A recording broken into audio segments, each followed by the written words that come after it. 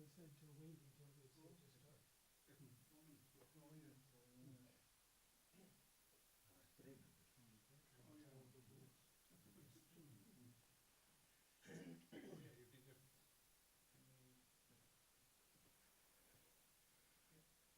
Okay, so we're good? Okay. So Mere Christianity is now available digitally on Amazon, on Kindle, if you want to get a copy. And it's also available in paperback now. We're doing a pre-sale through October 1st, and you can get one copy of the book for $2,500 or 3 copies of the book for $5,000. And that'll be a pre-sale until October 1st. You should have a handout which has 2 quotes from C.S. Lewis. One is one of his more famous quotes from Mere Christianity, and there's also additional resources on the sheet. There's an app called Redeem TV where you can watch several really good videos for free on C.S. Lewis. You can also look at cslewis.is on Facebook, and C.S. Lewis Iceland has many good YouTube videos. I recently got a message that went out generally to the C.S. Lewis community that Douglas Grisham, his stepson, is in very poor health and requested prayer for him, said that he probably wouldn't recover from whatever it is that he has. So I thought it would be appropriate if we just paused briefly to pray for him and for our time today. Lord Heavenly Father, I do want to pray for Douglas Grisham, for his recovery, for his help, for his comfort, for what you'd have for his family, and also for our time here today. In Jesus' name I pray. Amen. Okay, I'm just going to go over a few things real briefly about C.S. Lewis, and then I'm going to show about a half-hour video of an interview I did with John Lennox about a year ago, where he talks about apologetics as well as his connection to C.S. Lewis. C.S. Lewis was born November 29th, 1898 in Belfast, and died November 22nd, 1963 at the age of 64 from kidney failure. He was a British writer, literary scholar, Anglican lay theologian. He taught English literature at Magdalen College as well as Cambridge, where he was the chair of medieval and Renaissance English, a position that was created specifically for him. He's perhaps best known as the author of the Chronicles of Narnia, but he wrote over 30 books while he was alive. They've been translated into many languages. These include the Screwtape Letters, the Space Trilogy, as well as Mere Christianity, Miracles, and The Problem of Pain. It's worth noting that Lewis was a very generous man, giving all the profits from his Christian books to charity. Lewis wrote in his autobiographical work, Surprised by Joy, that his early fascination with the Icelandic sagas and mythology, he heard about stories about northernness, about the death of Balder the Beautiful, and was particularly mesmerized by these stories. If you don't know much about his story, his connection to the Icelandic mythology and sagas was huge from his youth all the way into his adulthood. While he was a professor at Oxford, he was invited to join a group called the Coalbeaters or Coalbiters. This group included J.R.R. Tolkien. They would get together and read the Icelandic sagas, the mythology, in the original language. So they would just get together as a group and read through it. Do you have a question? I thought they were called the Inklings. Yeah. It actually kind of evolved to some extent because I think some of the same people were in the Inklings. But an earlier group, they would just get together and were excited about Icelandic, the language and the stories, and wanted to read them in their original language. And then later, he was in the Inklings. That's exactly right. Yeah. One of the turning points in Lewis's journey towards a belief in God and ultimately Christianity occurred in September 1931. He was on Addison's Walk, which is just a really nice walk at the school where he taught, Magdalen College. And he was with Tolkien and another friend, Hugo Dyson. And during a very long evening that ended at 4 in the morning at Lewis's quarters at Magdalen, his friends confronted him with his love for the pagan myths, which he really liked, these stories of Balder and the death of a god, and he liked it everywhere except for in the Christian stories, and pointed out the why was that? Ask him that question. That was a part of his coming to Christ. Just briefly, I'm going to show you. I visited Magdalen College with my son Nick a little while back, and I'm just going to show a few photos. This is kind of the meadow you can see while you walk on Edison's Walk. That's my son Nick. You can see the tower from Magdalen in the back. Don't worry, this isn't too long. This is Lewis's home, the Kilns, where you can schedule private tours. This is the woods behind his house. Does look a little Narnia-esque. This is the church where he went to, the nearby church.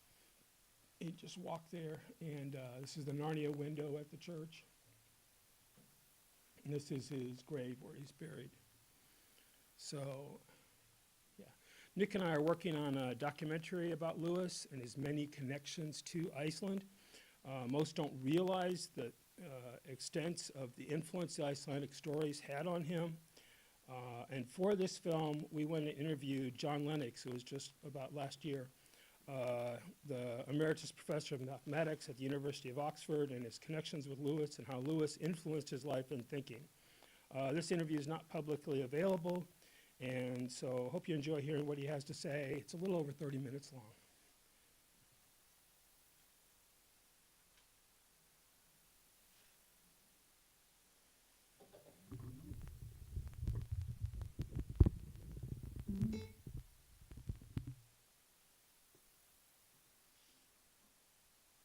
I'm going to start off with, you're known by many as a professor emeritus of mathematics at the University of Oxford, who has written and spoken on faith and science, but perhaps less well known is your personal connection to C.S. Lewis and also his influence on your life. Let's start there. Can you just talk a little bit about C.S. Lewis, your personal connections with him, like, hearing one of his lectures or whatever other connections, and then his influence on your life? Yeah, sure.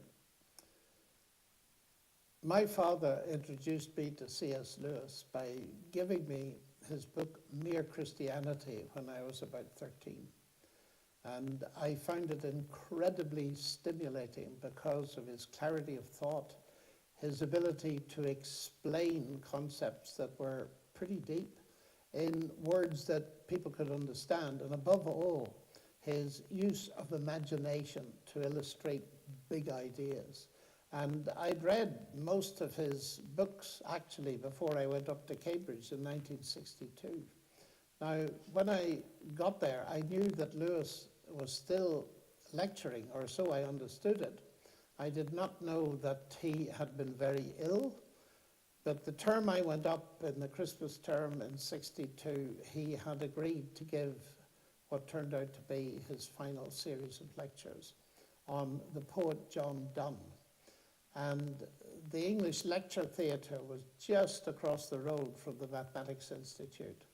And so in my desire to hear Lewis live, I skipped some of the mass lectures and crossed the road and witnessed what was quite unforgettable.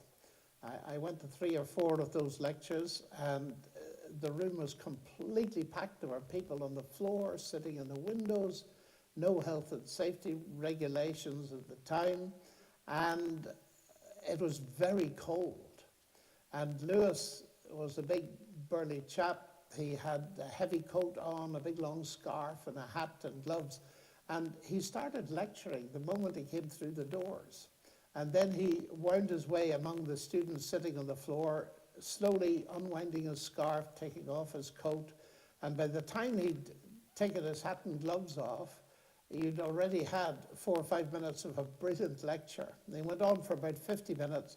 And then the amusing thing was he reversed the process. So he kept lecturing while he put on his hat, his scarf, and his coat. And his last words were uttered as he burst out of the double doors. There was no Q&A. So I never actually met him personally, but he had a profound influence in my thinking because although he was not a scientist, and I am, He understood the philosophy of science, how science works, and he saw very clearly that there was no incompatibility between science, true science, and genuine faith in God. And in that way, he helped me immensely to deal with the kind of problems that keep coming up all over the place, where people think that science and faith in God are completely incompatible. One of the things that particularly he brought to my attention was that the history of science points in the direction of a compatibility between the Judeo-Christian tradition and modern science, in that the pioneers like Galileo and Newton and Kepler, Clerk Maxwell, Faraday, and a number of others, all these brilliant scientists who laid the foundations for contemporary science were all believers in God. And Lewis pointed out, quoting a famous philosopher, Sir Alfred North Whitehead, that there's no accident here. And the way he put it is memorable. Lewis wrote this, he said, men became scientific because they expected law in nature, and they expected law in nature because they believed in a lawgiver, a legislator.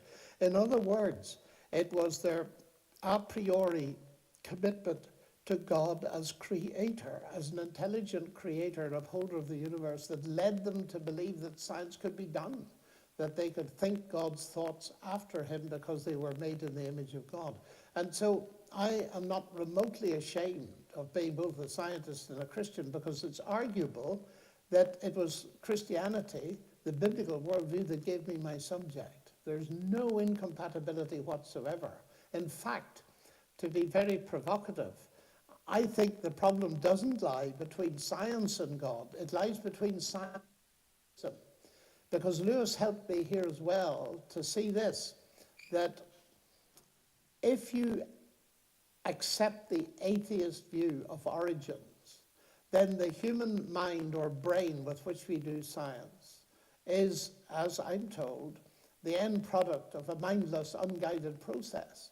And I've often tried this out with very eminent scientists here in Oxford and elsewhere. I ask them, I say, what do you do science with? And they say, well, I do it with my brain or mind. Sometimes they can't see that the brain and the mind are separate, but that doesn't matter for the moment. I say, well, give me a brief history of the brain. Well, they said the brain, in the end, is the end product of mindless, unguided evolutionary processes. And I look at them and I say, and you trust it? Tell me, honestly, if you knew that the computer you use or the equipment you use in your laboratory every day was the end product of mindless, unguided natural processes, would you trust it? Now, here's the interesting thing. They've always said, no, I would not. So I say, you have a real problem, because you are actually giving an account of the mind of the brain that undermines any reason for trusting in what you think. In other words, the atheistic view actually not only undermines science, but undermines any possibility of making any rational argument whatsoever. I often say to people this atheistic view, taken to its logical conclusion, doesn't only shoot itself in the foot, which is painful, it shoots itself in the brain, which is completely fatal. And Lewis saw that. I mean, he put it something like this. He said, you know, any explanation, scientific or otherwise, that undermines our reason for trusting, at least to a certain extent, our rational cognitive abilities cannot be true, because we reach it by thinking. And if thinking is suspect, you cannot be sure of it. It's incoherent. And I think that argument, which is incidentally being revived today very powerfully, even by atheist philosophers of science, is utterly fascinating to me. And it confirms the fact that science and belief in God are friendly, they're compatible, and it makes sense. Whereas the atheistic view doesn't make any sense at all. And I reject it for intellectual reasons, not simply because I'm a Christian. You mentioned that you read many of Lewis's books early on. What are some favorites of his? Well, Mere Christianity was the first book I read, and it's still a favorite. But there are certain books that I found extremely important. His book on miracles, for example, helped me greatly as a scientist to see, and this is one of the big objections that people say as a scientist, look, how could you believe in Christianity? Because it depends on a huge amount of the supernatural, in particular, the miracle of the resurrection of Jesus. And surely science shows that miracles are impossible. We know the laws of nature. And so if you're a rational being, you must reject this. That just isn't true. I know it's an argument that goes back to the Scottish Enlightenment philosopher David Hume, but Lewis showed the fallacy in the argument. Hume said that miracles are violations of the law of nature. A bit like in America, you see a sign up by the roadside, no parking, violators will be towed. In other words, you get into trouble if you violate the law. And he thought that miracles violate the known laws of nature, so they can't happen. But this is totally confused thinking. I actually had the opportunity late in his life to speak to the world expert on David Hume, and that was Antony Flew, a philosopher, who late in life came to realize that Hume's arguments were wrong. In fact, Antony Flew came to believe in God, a God behind the universe, because of the actual linguistic structure of DNA. And he could see, as most of us can see very easily, that natural unguided processes do not produce meaningful language. And I talked to Flew about this, and the essential thing that Lewis got, and I believe he got it completely right in his book, was to just think about what the laws of nature are. They're not laws like the laws of a country. They are our descriptions of what normally happens, but they're not coercive, they're not compulsive. Let me give you an example. If I come to Reykjavik and I stay in a hotel overnight, and I know this wouldn't happen in Reykjavik, but just imagine I put £100 in my drawer on Monday night and another 100 on Tuesday night. The laws of arithmetic tell me I've got £200 in my drawer. Now, if I wake up on Wednesday morning and only find £50 there, what do I say? Do I say the laws of arithmetic have been broken or the laws of Iceland have been broken? Well, of course, the laws of Iceland have been broken. That's why I said it wouldn't happen in Reykjavik. But the point is, the laws of arithmetic have not been broken. What is more, it's the laws of arithmetic that tell me that the laws of Iceland have been broken. Because I know that 1 + 1 = 2. 100 + 100 = 200. So if I've only got £50, the laws of arithmetic tell me that a thief has put their hand in to the drawer and stolen £150. Now, this is a very simple illustration, but Lewis got it exactly right. And he points out the same is true of the universe. The mistake that often atheist scientists, not all scientists, but atheist scientists make, is to believe, and it's a belief system. All worldviews are belief systems. Atheism is as much a belief system as Christianity. They believe that the universe is a closed system of cause and effect. There is no God. There's no transcendence. There's no God who can get involved in the universe. Now, my mistake in the hotel was to believe that the room and the drawer were a closed system of cause and effect. Nobody could put their hand in. But actually, the thief could, because it's not a closed system. It's an open system. And so our universe is actually an open system. And if the creator of the universe, who after all set up the laws in the first place, wants to feed a new event in, the laws can't stop him.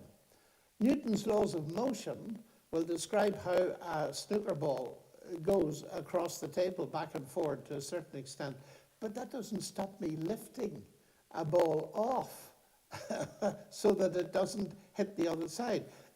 Another example, if I hold an apple, famous story of Newton, and I drop it, it'll fall towards the center of the earth. That doesn't stop you catching it and stopping it reaching the earth in the first place. In other words, It is a huge mistake to think of the laws of nature as laws that insist that something cannot happen. No, they're only a description of what normally happens. And the interesting thing is this: we could not recognize a miracle, a supernatural event caused by God, if we didn't know what normally happens. If people were jumping out of graves all the time, we wouldn't think of Christ's resurrection as special. It's regarded as special because it was utterly exceptional. And even Hume could see that, ironically. So Lewis helped me enormously to solve a problem that has been brought up against me many, many times in life and still is. And his answer is as strong as ever it was and is being believed by more and more people. Faith in God, belief in miracles, and being a competent scientist are not contradictory things. Could you speak to how Lewis would address relativism? Well, the whole idea of relativism, the postmodern notion that there's your truth and my truth, actually doesn't hold water, because it's quite obvious that, well, the illustration that I would give, I don't know whether I got it from Lewis or not, is there are certainly no relativist bank managers. If I go into the bank in Reykjavik and say, I want to build a new house, and I want to take, what's your coinage called? It'd be the krona. The krona, okay. So I want 1 million krona to build a house, and I'd like to take them out of my account. And if the bank teller says to me, but you've only got 5,000 left in your account, how do you think he would react if I said, oh, that's only your truth? My truth is I've got 2 million. Well, it wouldn't work. And a friend of mine has once said, people are only relativist in areas that they do not count as important. And those are usually, sadly, moral areas. But when it comes to the amount of money they got in the bank, you'll see whether a person is a relativist or not if you accuse them of doing something wrong. They'll immediately say, no, I didn't do it. In other words, they believe in truth immediately. So I think it's a complete myth that people are relativist in every area. No, there are areas where people think that morals are relative, and those have to be discussed. But even there, I believe they're absolute right and wrong. For example, I've never met a sane person who thinks that torturing babies is right. It's wrong. And a famous philosopher here in Oxford, J.L. Mackie, who was actually an atheist, said if there is any sort of absolute morality around, then it's quite easy to argue from that there must be a God. So, to my mind, it's not only that science and God go together. The fact that we can do science fits very well with a God that designed the universe and opposed it. The fact that we're moral beings fits very well with the idea that there's a God who, in the end, ultimately defines what right and wrong are. Now, those are controversial things, but there's evidence that they're true. You see, as a scientist, Lewis taught me this, that faith is not a religious word that means believing things that you know aren't true. Faith is an ordinary word. In English, fides is the Latin word. We get our English word fidelity, which means reliability, something you can trust.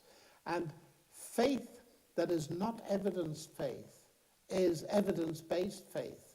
It is not worth talking about.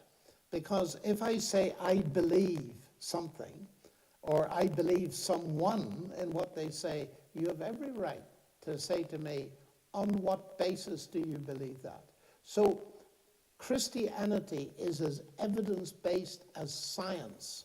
When we put up a scientific theory, say about the motion of the planets around the sun in ellipses, we can say, what's the evidence of that? And there is evidence.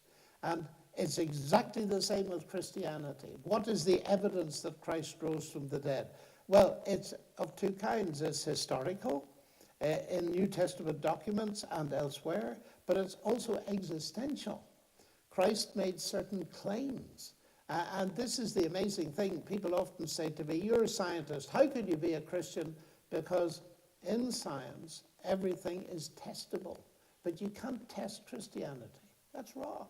Of course you can test it. I wouldn't be sitting here as a scientist and a Christian if you couldn't test both things in science and things in Christianity.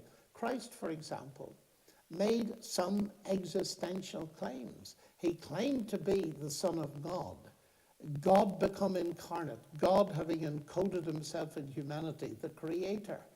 The evidence for that is his resurrection. But he said we could test it in our lives.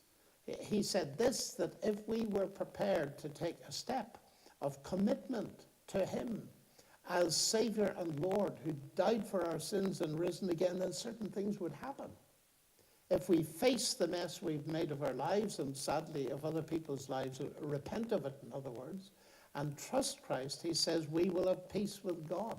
And most people I meet are wrestling with having peace in their lives. Secondly, we would have a sense of salvation from the guilt of the things we've done wrong. Guilt is a huge issue in our contemporary society. Thirdly, we would have a new power to live. And I've seen that so many times, particularly among students, but not only. You meet a student and she may be at the end of her tether. She's dependent on narcotics, her studies aren't going well, she's thinking of giving up, and then you see her again 6 months later and she's completely radiant. No more narcotics, food on the table, studies going well, and I say to her, what has happened to you? And she may say, well, actually I became a Christian, or I met Christ, or I came to trust Jesus as Lord. However she phrases it, it's quite obvious that something transformative has happened to her. Now, I've seen that in my own life, the life of my family, and the life of dozens and hundreds of other people. And so, being a mathematician, I add 2 and 2 and I get 4. This makes sense because it actually works. And so, at the level of experience, and that's a very important level in science and in Christianity, they're so important that we realize that there's strong evidence. Let me repeat, I would not be a Christian for a moment if I thought this is just religion. You have to believe it. You have to jettison your intellect and take a step into the dark. No, becoming a Christian is a step into the light because it's evidence-based with some of the strongest evidence in the universe, both objectively and subjectively. Did you think C.S. Lewis's work would be so long-lasting at the time, and why do you think it is? Why do you think his work is just really Oh yes, I thought it continuing would to be. be significant? I thought it would be long-lasting because I first came across it in the late 50s, early 60s. But Lewis had been writing powerful stuff since the 1940s. And in fact, one of the books he wrote in the 1940s, The Abolition of Man, is a book that I recommend to everybody today, because that book sets out the danger of the kind of relativism, postmodern relativism you were referring to earlier. And he also was prescient. He foresaw the dangers that are now connected with what we understand as artificial intelligence, transhumanism, and all this kind of thing. And he wrote not only The Abolition of Man, but he wrote a series of science fiction novels, and the last one is utterly perceptive of what's happening today, where he imagines a group of scientists who are trying to isolate the human brain from the body and somehow shift away from biology to dependent on chemical, some kind of construct that will be a living brain and will control the world. And Lewis sees that if in the end a group of scientists have in their power to re-engineer human beings and take control of the universe, what they will engineer, what they will produce will not be human, it will be an artifact. And so, in his earlier book, he says the final triumph of man will be the abolition of man. Now, that's exactly what people today like Yuval Noah Harari in his book Homo Deus is saying, that the big agenda item for the 21st century is, one, we solve the problem of physical death medically. and people won't have to die, although they can die. And secondly, we enhance human happiness by re-engineering humans, by biogenetics, cyborg engineering, implants, all this kind of stuff, so that we turn human beings into gods. Now that's exactly what Lewis saw. And he saw that the attempt to engineer humans into gods will be utterly disastrous. And we're back with it here, the 21st century, even though in the 20th century, we saw how disastrous it was in two countries. One, Nazi Germany, with its eugenics program, and two, Soviet Russia, where they attempted to create a new man. But nonetheless, we're back at it again with much more sophisticated tools. That means that Lewis has an undying and timeless influence, it seems to be. He's more relevant today than he was when he first wrote the books. Many people's first exposure to Lewis is through the Chronicles of Narnia. What's your experience with the Chronicles of Narnia? Did you read them as a child, or? I came across them first reading them to my children, and I absolutely loved them, and still do, because he had an immense imaginative gift. And of course, the interesting thing for them, for an Icelandic audience, a Nordic audience, is that he absolutely loved Icelandic and Norse mythology. And he came to that quite early on. When he was a boy, he had a friend down the street, and Lewis, of course, comes from the same country as me, Northern Ireland. In fact, I drove past his old house at Belfast just a few weeks ago. But Lewis admits in his autobiography, Surprised by Joy, that he came across a book, an illustrated version of a book called Siegfried and the Twilight of the Gods, and another little book called Myths of the Norsemen. And he had a profound reaction to this. And he read some words in the tradition of an epic, a Nordic epic. And these are the words that Lewis read that, as a young man, that changed him. I heard a voice that cried, "Balder the Beautiful is dead, is dead." And something about those words just filled his mind and his heart with a sense of vastness, of mountains, of huge landscapes, characteristic of the northern part of the world, vast spaces that led him to begin to think intensely of pure northernness, as he described it. I mean, his words are beautiful. I read them to you. Pure northernness engulfed me, a vision of huge, clear spaces hanging above the Atlantic in the endless twilight of northern summer, remoteness, severity. And almost at the same moment, I knew that I had met this before, long, long ago. It hardly seems longer now. And Tegner's Drapa, that Siegfried, whatever it might be, belonged to the same world as Balder and the sunward sailing cranes.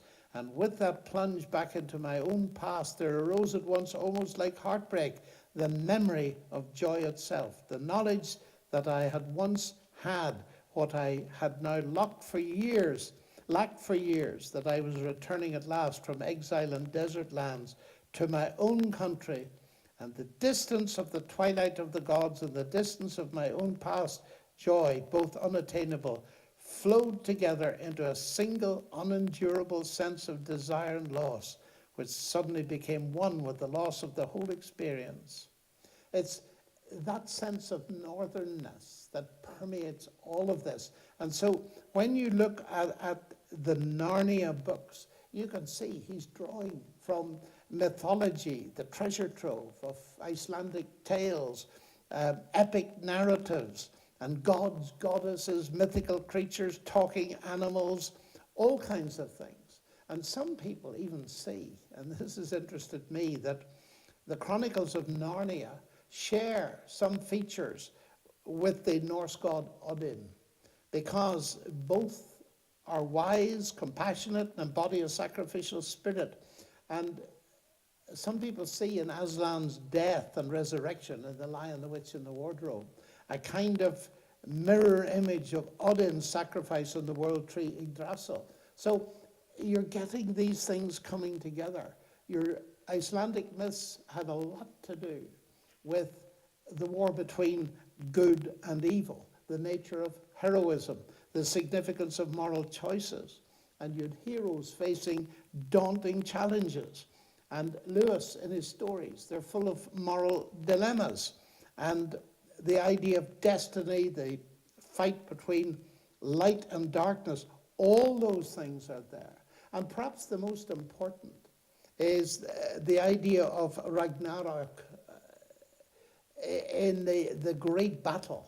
In Norse mythology, there's this apocalyptic battle, and it sounds very much like the last battle in C.S. Lewis books. And then there's the White Witch, the famous White Witch, that represents the evil forces that have got to be overcome. That Icelandic tales are full of that kind of thing. So I think Lewis, in sum, my impression is he owed a huge amount, because he was professor of medieval Renaissance English in Cambridge.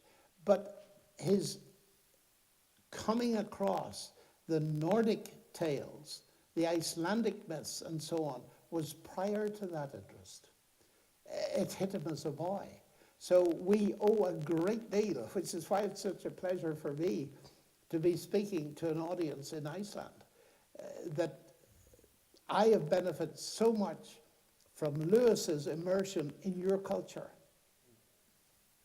Yeah, he speaks of that in his autobiographical work, Surprised by Joy, and the title is referring to things that he encountered, like the story you just told about Baldur the Beautiful, Yes. that really pricked in him, that really, awakened something in him, that there should be more to life. Can you, This point is very important. His reaction to Baldur, to Siegfried, all of that, is something that echoes with me because it's happening in our culture today. That is, something happens existential. He hears these words and he's got this yearning for something more and concludes there must be something more. See, this predates Lewis becoming a Christian. He didn't become a Christian till middle life.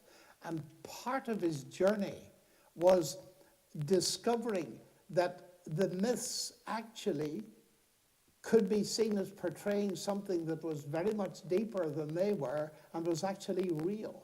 And it was helped him on his journey. And I meet a number of people today in our culture, leading intellectual thinkers, that are clearly on the same journey. They've come to the conclusion that the atheistic, materialistic worldview leaves them with a universe that's too small to live in. And there must be something more. And I've had many people recently say to me, leaders in the thought world and in science, saying, look, okay, I do my science, but there must be something more. And I want to say yes, and we can know that something more if we take the same journey as Lewis. Can you speak a little bit to the delight of the Christian life? There's many who see. He goes on, and it continues it being an interesting interview. He's such an interesting personality and so knowledgeable. I think he's the smartest person I've ever met in my life. I couldn't believe because he can just talk about anything instantly like that. I'm supposed to have a minute or two for questions, and it's supposed to be, I think, about 45 minutes. So I think we need to stop there. I don't know if there'll be any questions. Don't ask me anything about what Linux knows, but about Lewis's connection to Iceland or the Mere Christianity coming out in paperback or anything general. Or we could just stop now if there's no questions.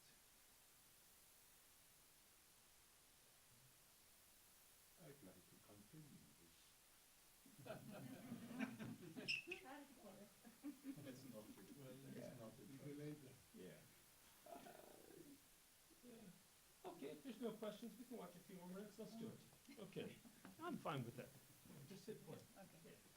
That Christianity is oppressive in some way. And yet I know, that's not been my personal experience, and I know it's not your personal experience. I would expect that it's just a delight living the Christian life. Can you just speak a little bit to that?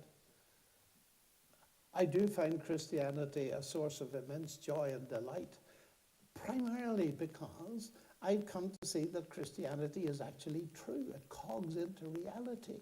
There's nothing makes more sense to me than that this is a word-based universe. The very first words in the Bible, in the beginning, God created the heavens and the earth. And there's a sequence, and God said, let there be light, and God said, and God said. And the climax of that sequence is God creating men and women in his own image. Now, that's absolutely glorious. It fills me with extreme delight. I'm an amateur astronomer. I sometimes wish I lived in Iceland where you've got a decent night sky. But occasionally we can see the sky, and I look through my telescope and I see the beauty of Andromeda in that sky, or the Northern Lights if I lived in your country. And the heavens declare the glory of God, but they were not made in his image. Human beings were. Now that gives us immense value. And if we sense that we are valued, that is a huge source of joy. You see, I don't find this in any other philosophy. If you just compare worldviews and philosophies, Christianity wins out every time because it gives us infinite value as made in the image of God, as thinking, feeling people capable of relationship with God and with one another. And then at an even higher level, the fact that Christ died and rose again in some mysterious but wonderful and real way gives another value altogether.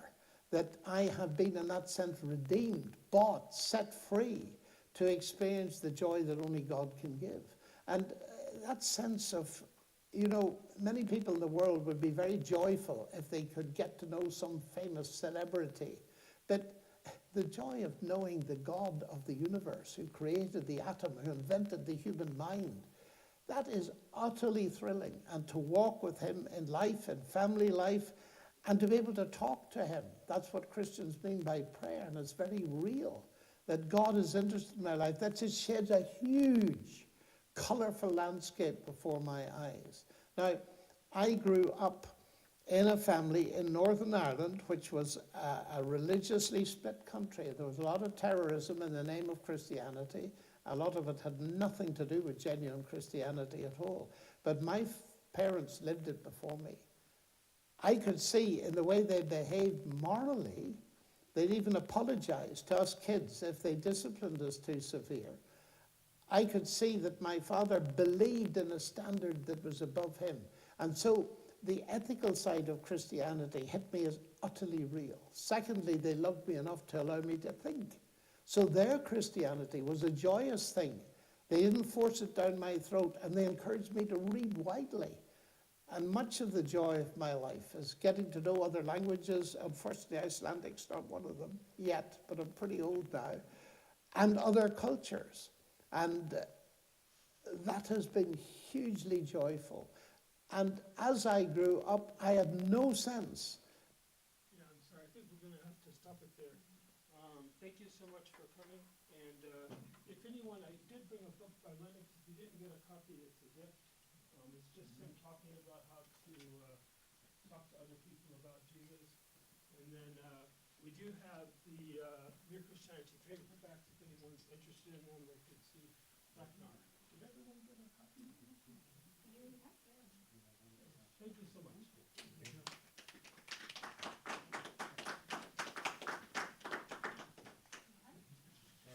One question, when is documentary supposed to be? We're hoping to have it done by, not next year, but the next year, like completely ready. And it'd be ideal to have it, on television. That would be the thing, the goal. Yeah. Good luck. Good luck with you. Thank you. Many thanks for going through the effort of interviewing. Yeah. Fantastic. It's interesting to know that both Liz and Leonard come from Ulster, Yeah. and am I right? So is also Alistair McGrath. I don't recall. You could be I right. think so. Yeah. And they're brothers in law. Yeah, that's correct. Yeah, that's correct.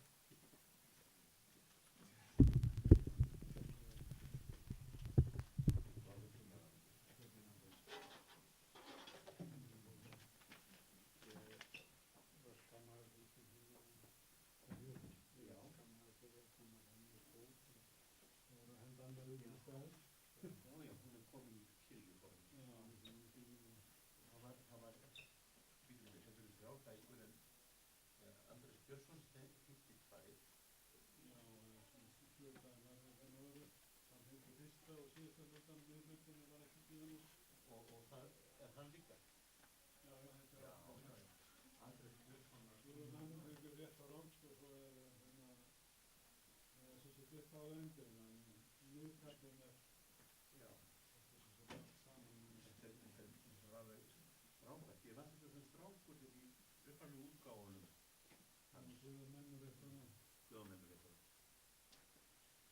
Það var fyrstu kynni mína á Guðhæð. Þetta var uppkoma. Ég vil það bara með höfri. Já. Komum taka mynda af þessu. Þetta er líka bókin um pósanum og allt það. Já, það er náttúrulega passa. Já, þetta, við gerum það með. Bara Já, það er bara. það er bara sveina eitthvað. Já, það er.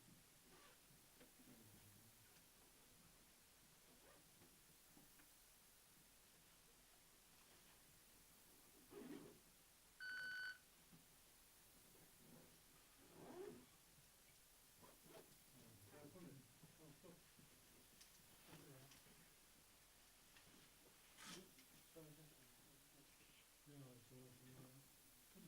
svo tilvitnað til hún, það er það. Það er þessi byrjun. Just leave this set up, they can change it. Það er þessi takkar að það er ekki byrjandi. Tilbúið að bjóða að reyna. Nei, ég veit ekki. Já, það er. Thank you. Yeah, Thank you for your help.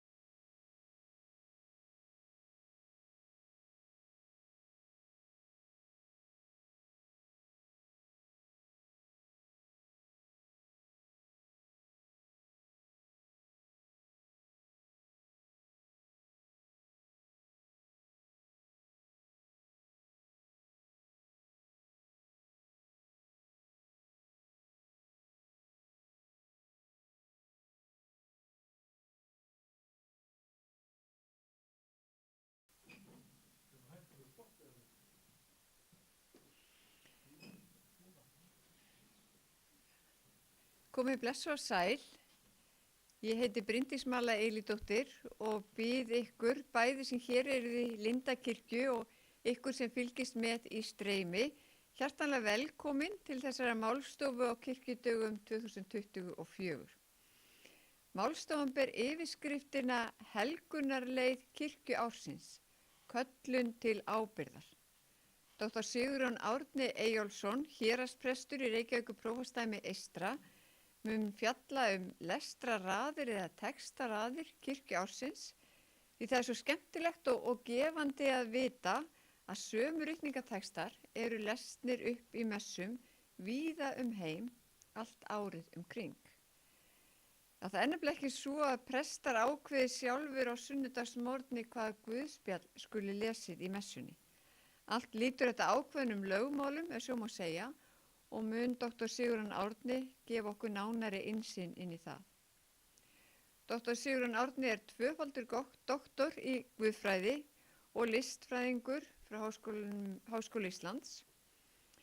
Hann hefur skrifað fjölda bóka guðfræðileg málefni og síðasta bókin hans, þessi hér, Tíminn og trúin, fjallaði einmitt textaraðir kirkjuársins og mikinn fróðleik að finna í þeirri bók. Og svo er líka gaman að segja frá því að Dr. Sigurjón er einnig ákaflega flinkur saxófónleikari og mun ásamt fleirum halda uppi fjörinu hér í kvöld eftir að dagskrá lýkur. Hvet ykkur til þess að gefa ykkur tíma og njóta þess með okkur. En ég ætla ekki að orðlengja þetta frekar og býð Dr. Sigurjón Árna velkomin í pontu. Gjörðu svo vel.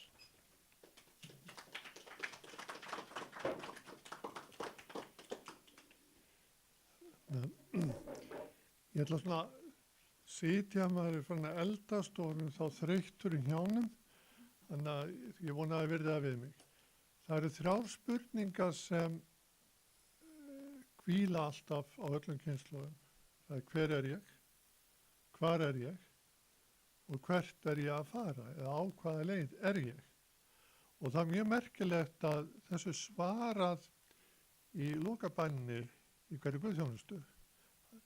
Þannig segir sko að ég þakka þér fyrir það að þú leyft mér að taka þátt í sameiginlegu guðþjónustu safnarins og þannig minnt mig á hverju ég á að trúa, hvernig ég á að breyta og hvers ég má vona.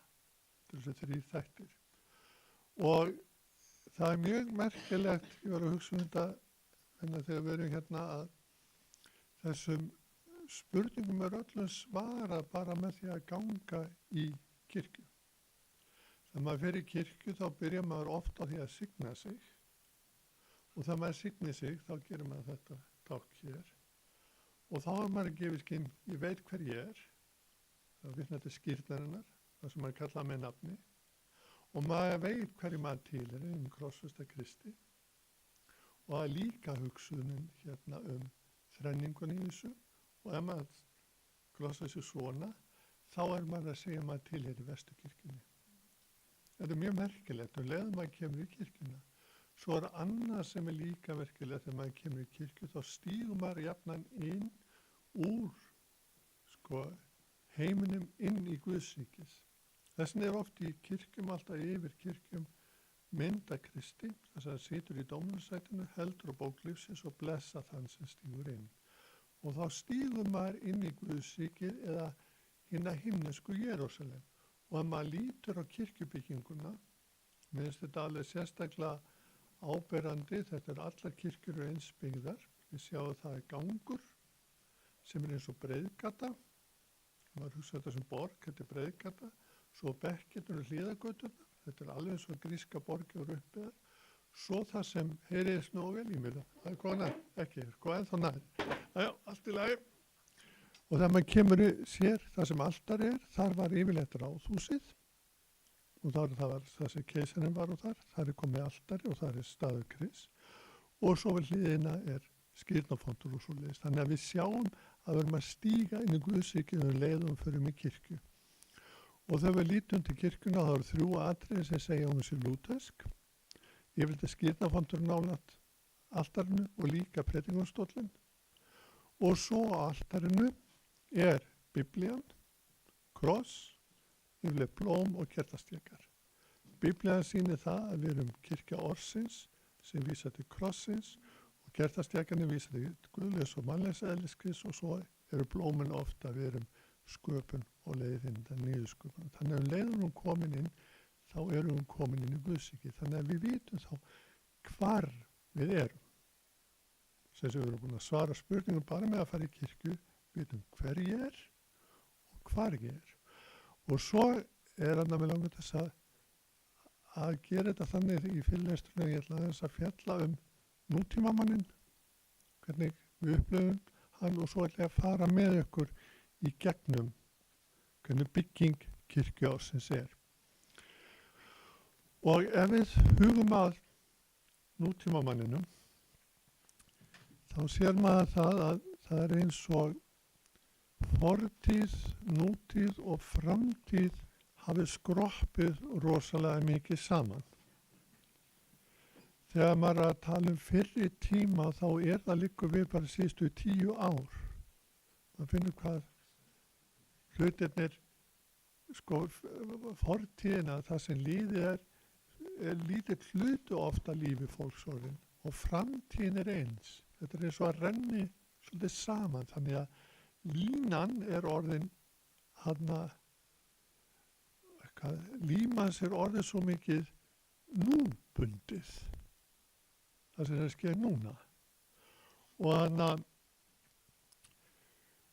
það er eins og þetta sé verði ennþá virkara fyrir það hvað allt er planað. Það er tekið eftir hvernig við allir með dagbækur sem við skrifa niður hvað er gert, hvernig mánuðurinn er, þetta er allt niðurnjörfað. Og svo er annað sem kemur það er eins og að hraðinn í núin er mjög hraður. Við erum að hlaupa frá einu í annað. Og ég var að hlusta á Stuðmönnum daginn, það var lag sem heitir Á þönum, sem er mjög gott í lýsir sem mjög vel. Hann er alltaf að fara eitthvað og hefur aldrei tíma til að stoppa. Þetta er svona staðinu sem maður er.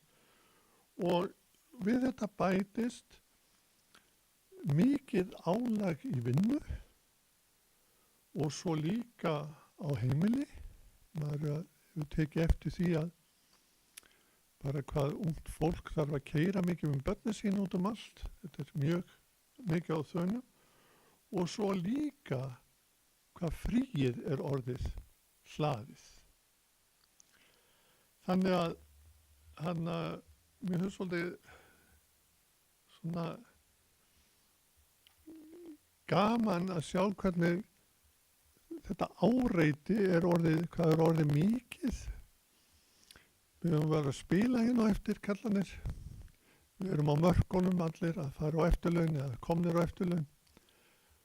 Og við vorum að æfa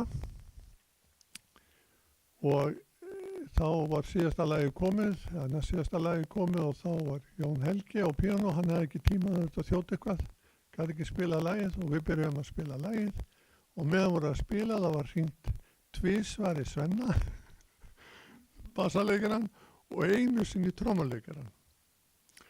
Og svo þegar við vorum búin að spila lagið þá var aftur hringt til Svenna og hann sagði strákar við erum að hætta þetta klukktíma símtal. Þetta að þið sjáu hvað áreitið er mikið. Ég var náttúrulega mjög hissa á því að enginn hringdi í mig en það sjáu þið hvað áreitið er mikið og hvað maður er bundin við þetta.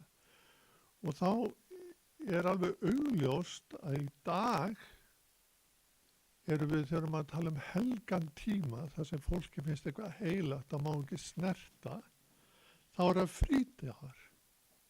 Frídagar eru orðin mjög helgir og fólk vil halda þeim þannig. En vandi við frídag í dag er að það eru gerða svo mikla væntingar til þeirra.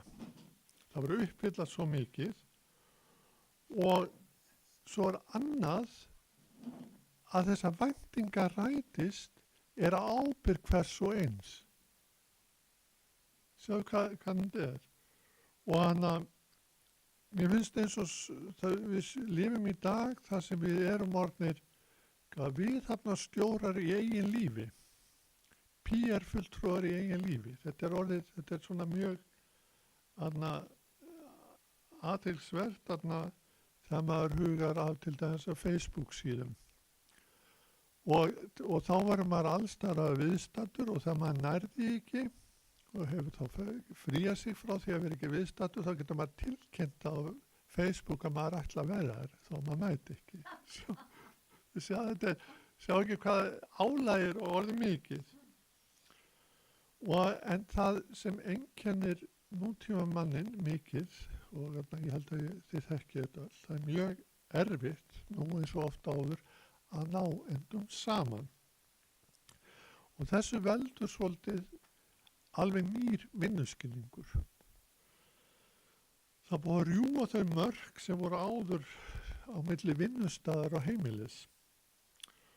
Og þessu hefur tæknin ollið og nægir hér bara að huga að því að það er eins og farsíminn hafi máð öll mörk út. Maður er alltaf í vinnunni, svo ég verið að segja ykkur með félagina mína í bandinu.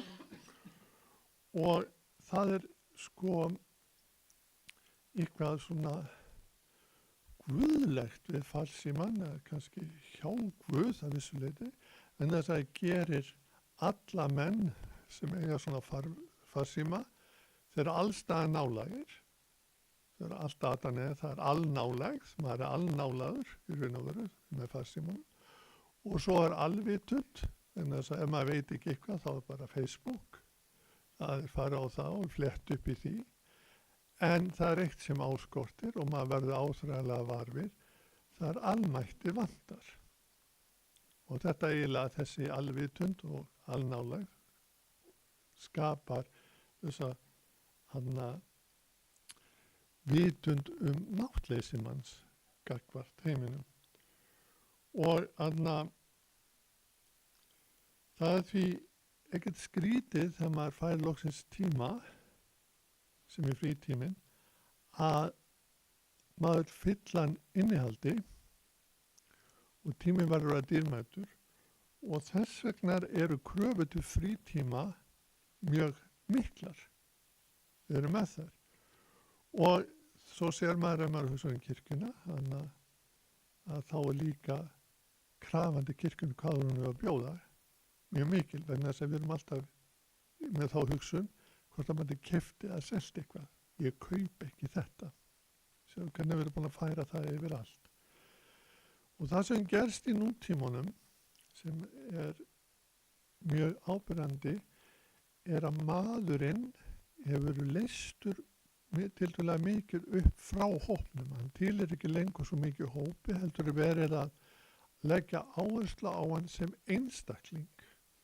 Einstaklingur ber ábyrgð á sínu lífi, allir eru orðin sko verktakar í eigin vinnu og svo framvegis. Það er þessi einstaklingshyggja sem er mjög sterk, en svo sem rífur hann svolítið út hengslu við hópin og skilur hann eftir svolítið einan og hann verður að sjá allt sjálfur. Og maður sér þetta mjög vel, það var gaman að heyra krafa símenntun. Hún er orðin mjög sterk og líka krafa að maður verður að frumlegur. Maður sá til dæmis í gamla daga þegar maður var að lesa pressauglýsingar og var að auglýsa eftir presti, það var kandidatspróf. En núna stendur hvað? Aðlögunarhæfni geta stjórnað og eiginlega vera alltaf að. Hafa ekki lesið þessa auglýsingar? Þetta er oft svona, maður finnst ofta að vera ekki að vera auglýsa eftir mannesku heldur einhvern súpermanni, sko. Þið sjáu þarna, þetta er óbærslega krafa í að sýna annars vegar festu og hins vegar sveigjanleika. Og það er svona, þetta er svona andstæðu sem einstaklingurinn verður uppfylla. Og þetta veldur óróleika og spennu hjá einstaklingnum og maður sé líka að það sem er breyst líka er að fólk er ekki lengur í gamla daga svona, minn bíómynd var 1950 og svoleiðis, þá voru allir að reyna að eiga það sama á nágranninn, keyptu hluti. En hlutir hafa tapað mjög mikið merkingu sinni. Fólk er ekki lengur að sækjast eftir hlutum heldur upplifunum. Það er ekki séð hvað maður er að gefa fólki box, ykkur upplifun, matur eða eitthvað svoleiðis. Það er upplifunum sem fólk er að sækjast eftir. Og maður sé líka að svo kallaði kapitalismin að framleiðsla í dag er ekki bundin endaflega framleiðsla á vöru, heldur á menningarafurðum. Skemmtiefni. Það eru allir að semja eitthvað og vinna við tölvur og skapa eitthvað inn í tölvuheiminum. Og þeir sjáu hvað peningarnir eru, til þess eins og bara Netflix og Spotify. Það er ekki lengur keyptir. Já, en sko það fer eftir á hvaða stað maður er. En þeir sjáu það vera, þetta er framleiðslan. Og svo er aðal, sko, það sem er dýrmætast í nútíma kapitalísku samfélagi, er ekki endilega hlutur og svoleiðis, heldur athyglin. Að ná athygli fólks í vissan tíma. En það virðist vera bara viss rammi sem fólk hefur, sem hefur athygli á okkur og það er að komast þarna inn. Og það er barist. Það gefur að skilja að það er ofuslega mikið álag á einstaklingum og stofnunum og þá er aftur komin að því að svona vínin í þessari eyðimörk, það sem allir eru á þönum, er helgi og frídagar. Og fólk kemur svolítið með þessar kröfur til kirkjunar að veita einhvers konar frið að svara í þessu. En þá alltaf undir því að kaupa og selja. Og sko, mér er svolítið gaman að draga upp þessa mynd hvað þetta breyst á skömmun tíma. Það er nú allir einhvern veginn við beini royalistar. Elisabeth, drottning Breta, hún sagði að hennar skylda var að þjóna þjóðinni og fyrirmyndin sem studdist við var eiginlega Kristur og Kristinn boðskapur. Þetta var alveg á skipt hjá henni. Díana sprengir svolítið þennan ramma og tekur á knýjandi málefnum í nútímanum og sinni þeim. Það er AIDS, jarðsprengjur og svo framvegis. Men það var að reyna að hreinsa upp jarðsprengjusvæði og svoleiðis, gerði margt þar. Það sjá hvernig það er breyst. Og svo það síðasta, hún hérna Meghan, annar konarnas Harry, þá er það þannig að það búið að ganga svo á skyldurækni fólks í nútíðan samfélögum að sína skyldurækni og svoleiðis og svo er fólki hefur ekki verið, sko fyrirtæki og ýmsir hafa ekki sínt skyldurækni gagnvart verktökum eða innandi fólki. Þannig að það til þess í Þýskalandi núna er farið að kvart undan því að ungt fólk nennir ekki að vinna endalaust og fá ekki borga fyrir það og það bara að tala um lit og svoleiðis, fólk segir nei, það vil raungera líf sitt. Líf þess hefur eitthvað gildi fyrir sig og í þá þessum heimi sem snýst ekki endilega hluti heldur upplifanir og þá vil að eiga einhvers konar merkingabært líf og þannig, ég veit að sumir eru ekki að sammála mér, skilja þau Meghan og Harry að það var að fara að ráða svo mikið á þau að þau gátu ekki lifa sínu lífi eins og vildu. Sjá hvernig hefur breyst á þessum tíma. Og þá sér maður að fólk í dag sem áður hefur viljað gefa lífi sínu, veita lífi sínu einhvern farveg. Þess vegna er tilgangsspurningi mjög áberandi í dag. Það er alltaf að bjóða fólki leið sem það getur fetað í þessum óralega nútíma. Og þá er að leita farvegi en líka að ryþma í daglugu lífi. Maður þarf að hafa fastan ryþma í lífinu til þess að komast í gegnum það. Það er ekki fundið fyrir því að þið eigi vissan vínahóp og maður finnur það eftir vissan tíma að maður verður að hafa samband við ykkur, þannig að maður ekki tala lengi við hann eða hana, kannski við það. Og þá viðkomandi inn í manns lífsryþma. Svo kannast þið líka við það sem detta út úr þessum ryþma. Ekki alltaf lengur með vegna þess að alltaf uppteknir þegar maður hefur samband og svo framvegis. Það greinlega einhver ryþmi sem maður þarf að hafa í lífinu. Að maður geti gengið af ykkur sem fast, þannig að maður þurfi ekki að vera ákveða á hverjum einast degi hvað maður á að gera, hvernig maður á að hafa lífið sínu, þannig að maður geti gert eitthvað. Þetta til dæmis eins og þegar fólk í tilhugalífinu þá hugsaðu ekki neitt annað og loksins þegar maður búin að finna maka þá getum við að fara að gera eitthvað að viti. Kannski við þetta. Þá þetta að koma í farveg. Maður þarf farveg og eitthvað sem maður getur gengið á og dvalið í. Og þá líka án þessara kröfu að þurfa alltaf að uppfylla eitthvað til þess að vera tekinn gildur.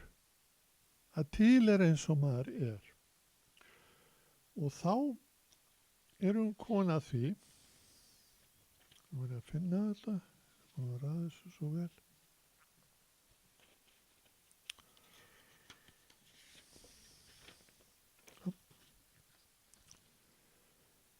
Þá erum komin að því að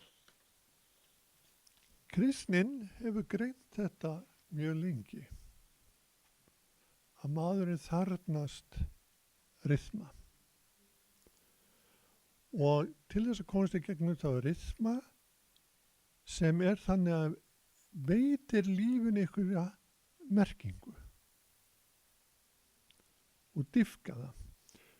Og við vorum að tala kirkjunni áðan, en þegar við komum til þess í guðþjónustu, þá finnum við alveg að guðþjónustum er byggð upp á föstu formi sem maður gengur að. Það er ekkert sem kemur mann á óvart, eða á að koma mann á óvart. Þetta er eitthvað það sem maður getur dvalið í. Og það sem eitt sem skiptur ofboðslega miklu máli í guðþjónustunni þessi textar sem lesnir. Í kringum þá guðþjónustan byggð. Og þessi textar yfirleitt mjög djúpir og sterkir og gera mjög margt fyrir mann og ég þekki það sjálfur að ef maður klúðrar ykkur þá getur maður huggað sig við það að textarnir sem eru lesnir eru góður og sálmarnir líka. Þannig að það oft þannig að liturgjan bjargar mörgu. Maður getur dvalið í henni. En þá fer maður að velta fyrir sér hvers eðlis eru þessi textar. Og það eitt annað sem mér þótti vola gaman að lesa, það var bók sem við gefum út hér árið sem heit Stóra púsluspilið. Veit ég hvort ég að lesi hana. Það var gaman að henni. Þá kemur í ljós að kristin trú hefur alltaf verið textabundin trú. Og það var meira að segja þannig að þeir voru með byggu til smá svona skrifu vers og mið og gemdu á sér. Og við þekkjum þessa hefð vegna þess að sumir eru með hálsfesti með skrifa að faðir voru að bóðurinn 10 á. Eitthvað svo þið þekkið þetta. Þá sér maður alltaf að kristnin hefur alltaf stuðst við text og textabúta. Bóðurinn 10, faðir voru og til dæmis Salm 23. Og þegar maður skoðar Guðspjöllin og hvernig þau eru uppbyggð, þá rekst maður á mjög merkilegan þátt. Það 3 Guðspjöll gera ráð fyrir því að Jesú starfað 1 ár. Það Matthús, Markus og Lúkas, svo kallar samstofna Guðspjöll. Hann starfir í 1 ár. Þessi raðað inn í 1 árs kerfi. Þið sjáum þannig komið kirkjuárið. Jóhannes, munurinn á Jóhannesi og samstofna Guðspjöllum, þessum 3 sem við að segja ykkur frá, Markus, Matthús og Lúkas, sá að þessi 3 segja meira frá því þessi Jesú gerði. En Jóhannes er raun og verið eins og predikunarsafn eða íhugunarsafn sem segir meira frá því hver það er sem gerir. Fjallar eðli Krists. Það munurinn. Og þess vegna kannski gera hann ráð fyrir 3 árum í starfa hans, sem þá kannski tilviljun að ýta við okkur prestum að predika nógu lengi þannig að söfnurinn læri eitthvað. Ég veit ekki allir það. En það maður skoðar þessa texta, þá verður maður var við að þessi guðspjall eða þessi texta sem eru þarna, þetta er samansafna frásögn gjörðir Jesú í deilu við andstaka sinna, ræður, bænir og örlög Jesú, aðalega kross og upprisa. Og þegar maður greinir þá, er ég að tala herra, sko, ég tala, er þetta allt í lagi? Ekki hérna, já, fyrir ekki, ég held að þetta færi í allar áttir, já, aldrei þá er ég að tala, en þá er það. En það að maður lesa þessa texta, þá var maður varfið það að þetta eru allt texta til þess að predik út frá, eða predikunartextar og hafa verið safnað mjög líklega sem predikunartextar, útleggjumtextar. Dæmis líkan texta texta og útleggingu, sjáum til þess að sálmaður fór út að sá. Þið þekkja þann texta, fyrst kemur dæmissagan, svo kemur útlegging Jesú á dæmissögunni, sem er eiginlega bara kennslustund í hvernig maður á að predik út frá texta. Þið sjáum hvað þetta er tengt. Og þá er þetta að segja að þessi textar voru notaði svona þess að predik út frá og hafa raðast hægt og hægt saman og mynda Nýja testamentið. Og það er alveg hægt að færa fyrir því rök að tvílur Nýja testamentið stafi út af kirkjuárinu. Og ef við lítum á það, kirkjuárið, þá sér maður að fyrst var fyrir kristina bara vikan sem skipti máli, það miðvikudagur, föstur og lögudagur sem voru aðalatriðin. Það var sko eila píslasagan sem var þar. En svo er fljótlega farið að binda upprisuna við páskahátíðina, þá myndast þessi páskatími, elsti textanir eru til þessi kringum páskana, kross og upprisu. Maður sér að það eru textablokki sem hafa verið til. Og svo bætist hægt og hægt við þannig að Nýja testamentið mótað. En svo er það þannig með þessa texta að þeir raðast hægt og hægt saman og það er hægt að segja að það taki, ég er ekkert nú allt í bókinni, þetta taki það bil 500 ár fyrir þá texta sem er í ritningunni sem gerast hæfir til þess að vera predikaður út frá í hverju guðþjónustu. Það er ekki allir texta sem valda því. Og það er eitthvað tíma að textir sanni sig. Og það tók alveg 300-400 ár fyrir fyrstu textaröðin á móta sem við stýðust við hérna á Íslandi og hún var farið að nota hana reglulega 500. Og þá sjáum við það að textanir, það komu textar inn og fóru út og endaði með því að vissi textar gátu verið inni. Og það er fyrst eftir seinna stríð það sem farið að koma inn Gamla testamentistextum. Og við erum í miðjum klíðum að koma fyrir almennilegum textum og þeir setja ýmsa texta inn sem gagnast ekki. Og þá fer maður að veltaði fyrir sig hvernig verða þessi textar að vera þannig að gagnist. Og það maður lesi þessa texta og þau rifið á bara upp, ég fer yfir þá með ykkur eftir. Þá verða það að vera mettir af fagnaðarerindinu og huggun. Það er ekki, ef það eru dómsteksta þá eru alltaf í ljósi ykkur að náðar, eitthvað sem skiptir þannig máli, vera mettar að því og þeir verða líka að vera myndrænir, draga úr sterkar myndir og líka margræðir. Að setja að leggja út af textunum mismundi vegu. Og það er ekki allir textar sem valda þessu. Þið skiljið það. Þess vegna er ekki öll lög Bítlana jafn góð. Það eru bara sum sem ná inn. Það er að sama með textaraðarnar. Og Og ef við förum yfir þetta og þá langar mér til þess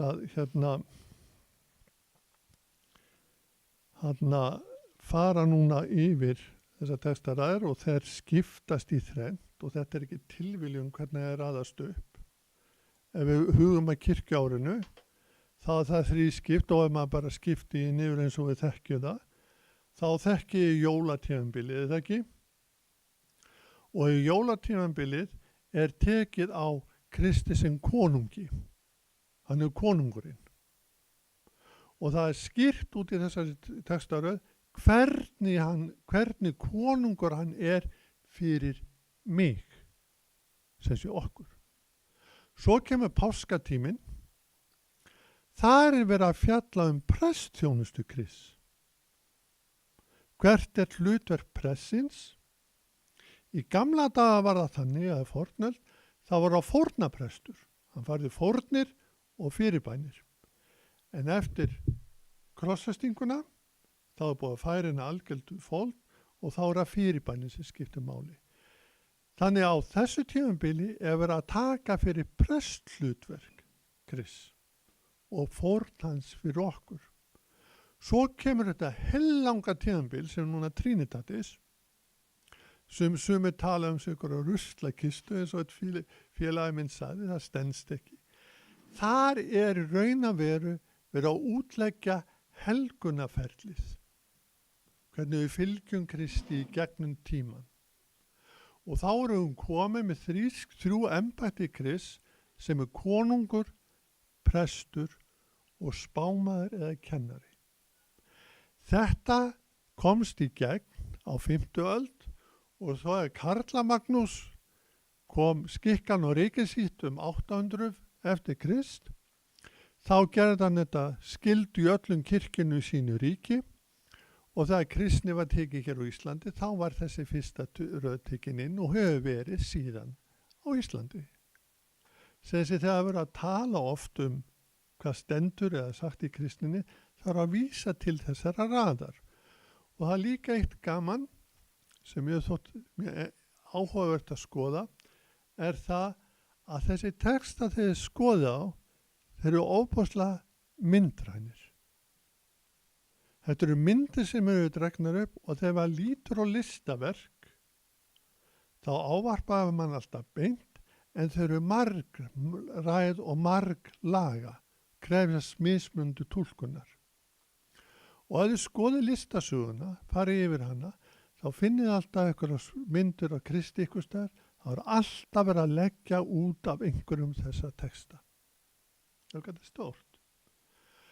Og annað, ef við förum að huga til þess á tónlistinni, þá er búið að skrifa litlar óperur, eða við kallaði kantetur eftir Bach, fyrir hvert einasta sunnudag kirkjuársins.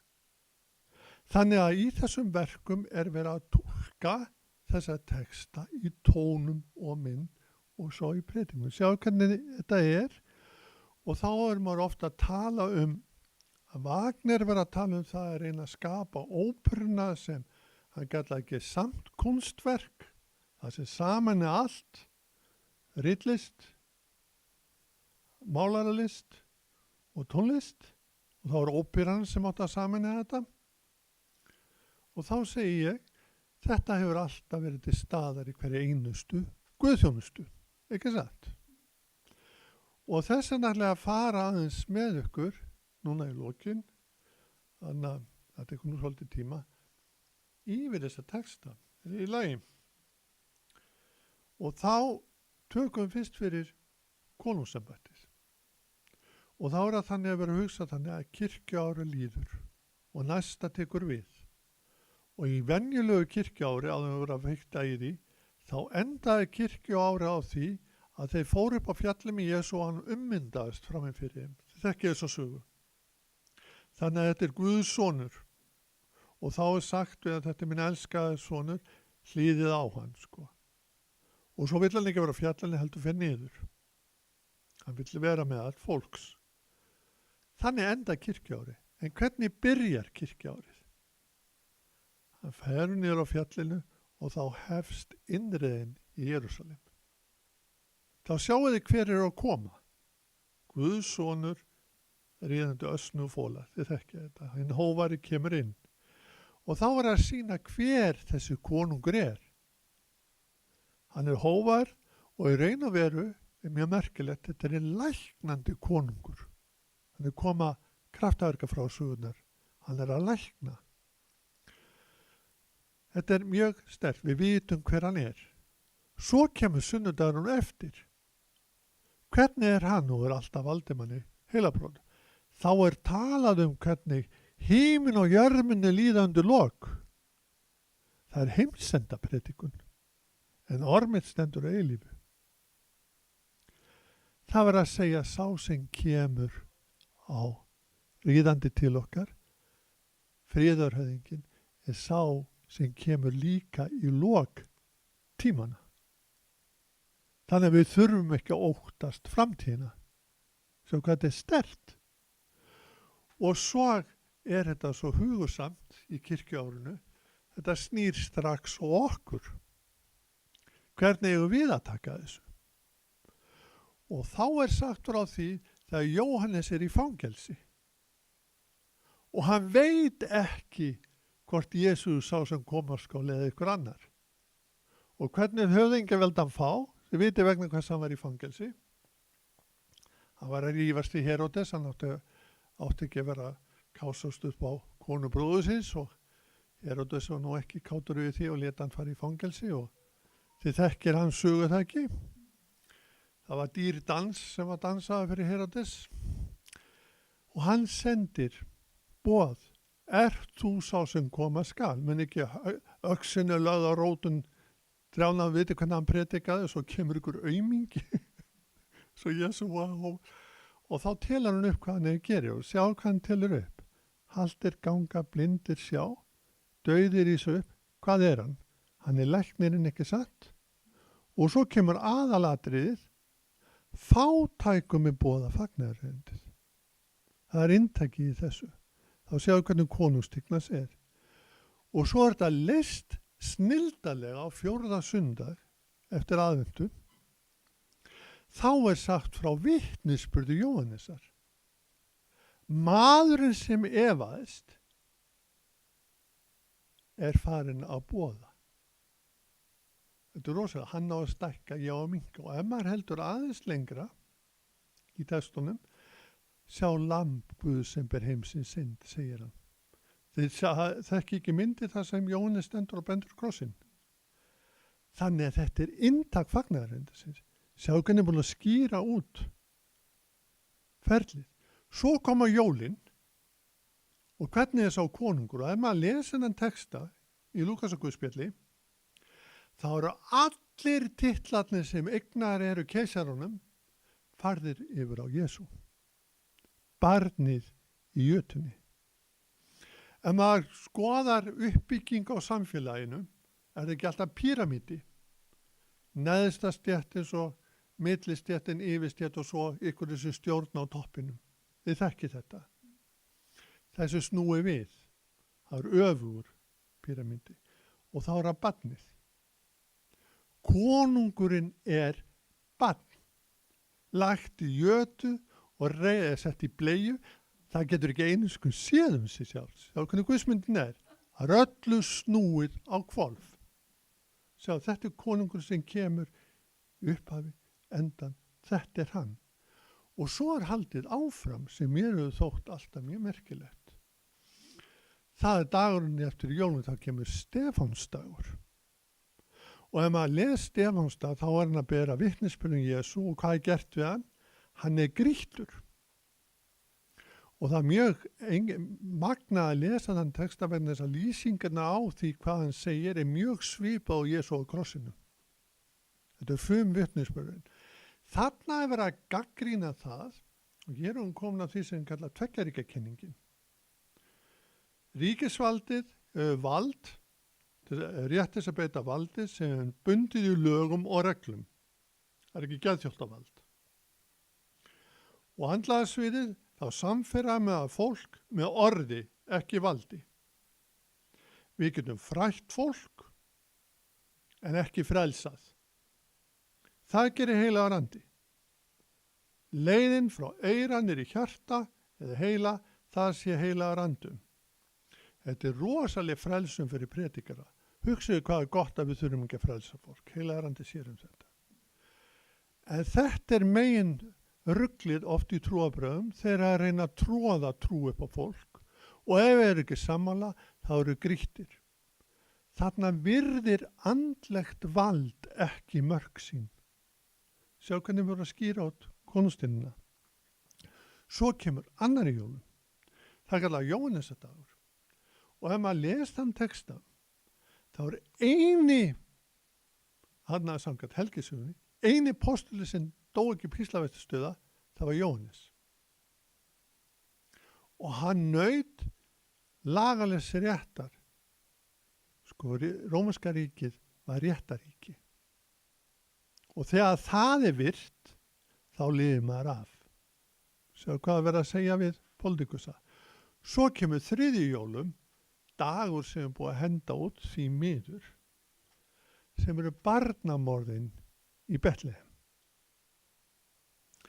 Þar er dregið fram þegar verandlegt vald þekkir ekki mörk sín. Hverjir líða mest í stríð og átökum? Mér þykir leitt að þessi texti var tekin út, en þetta er mjög sterk áminning. Sjá hvernig þetta er hugsað. Þannig að við erum komið mjög greinilega mynd af þessu hvernig samband ríkis og kirkju er og líka hvað hlutverk hans, hvernig konungur er. Og svo er aftur snúið á okkur. Mala, þú segir hvernig, ok, þá kennst ekki einu sinni yfir þetta. Ég ætla samt að tökum þá bara konustínina. Anna og Símon, munið eftir þeim. Það eru hvernig trúa fólk á að vera. Svo kemur nýjársdag og það er nafnið sem allt ber uppi og svo kemur mjög skemmtilegu texti sem ég þótti gaman að leggja út. Það eru þegar vitingarnir komið til Hérlausar. Nú vita allir sem búin að þriðja sunnudag í jólum, búin að heyra barnamorðin, svo koma vitringarnir til Heródes og spyrja hvað er þessi konungur sem nýfæddur. Muni ekki eftir þessu. Þetta er svo vitlaust sem mest má vera og það er til þess að vera að gera svolítið aðeins að intellekt að geta stundu verið út á þykju. En svo er farið bara, ég ætla að fara að stuttu þetta. Þar á eftir kemur fyrsti, eftir 13. það er Jesú misturinn 12 ára, hann veit hvað hann að vera. Svo kemur brúðkaupi í Kana, þar sem Guð grípur inn í daglegt líf fólks og gerir það blessunarríkt. Og svo kemur sonur 100-sæðingjans og þá, virkar hann sem kongur, ok, og lagnar. Þetta endar í þessu, konungurinn er skýrður út á þennan máta. Og ef við förum svona í gegnum kirkjuárið, þá sjáum við hvaða veruleiki opnast. Og Trinitatis er mjög gott fyrir okkur, eftir Trinitatis hvernig lífið okkar að vera. Og það búið að segja, ég er svona tala lengi og þá bara stoppa ég og þakka ykkur kærlega fyrir.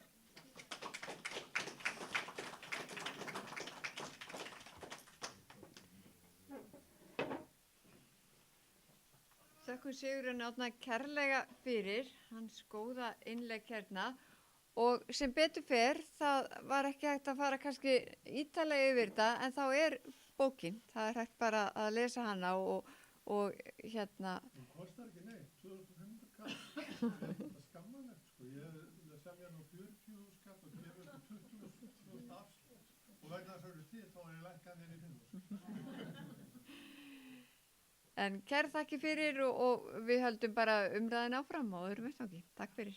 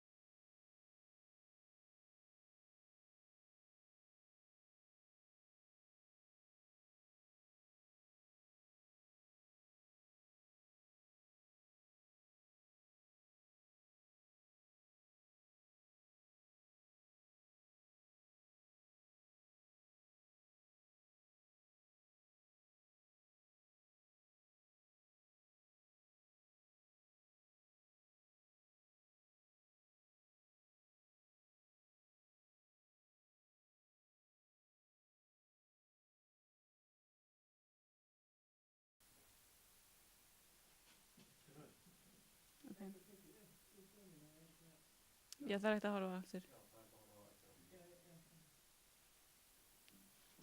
Já, velkomin. Allt fólk sem ég þekki. Þetta verður bara mér persónulegt. Ég heiti Unnur og ég gerði þetta verkefni sem meistarverkefni mitt. Hættir að lifa með skriðuföllum, tengsl upplýsingamiðlunar og öryggistilfinningar fólks sem býr á skriðuhættusvæðum. Og það var gert með Almannavörnum og Veðurstofu Íslands. Og ég er núna að vinna á Veðurstofunni sem ofanflóða sérfræðingur við vöktun og tengdar rannsóknir. Þetta er svona uppsetningin á kynningunni. Fyrst verður svona inngangur. Síðan tala ég svona smá bakgrunninn á rannsókninni.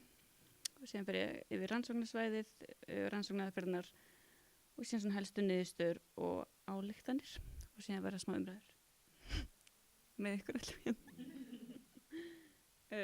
hérna viðfangsefnið í verkefninu eru tengsl upplýsingamiðlunar vegna náttúruvár á Íslandi og öryggistilfinningar fólks sem býr við vár.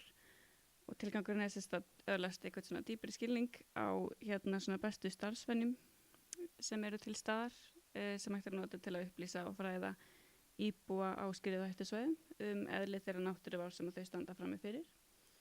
Og ég framkvæmdi viðtalsrannsókn við íbúa og viðbragðsaðila á Seyðisfirði en hluti bæjarins er á skriðuhættusvæði. Og það var gert svona í þeim tilgangi að kanna hvernig upplifun þeirra upplýsingamiðlun hefur áhrif á öryggistilfinningu þeirra. Og var markmið að komast að því hvað rými er til þess að bæta þessu upplýsingamiðlun til íbúa.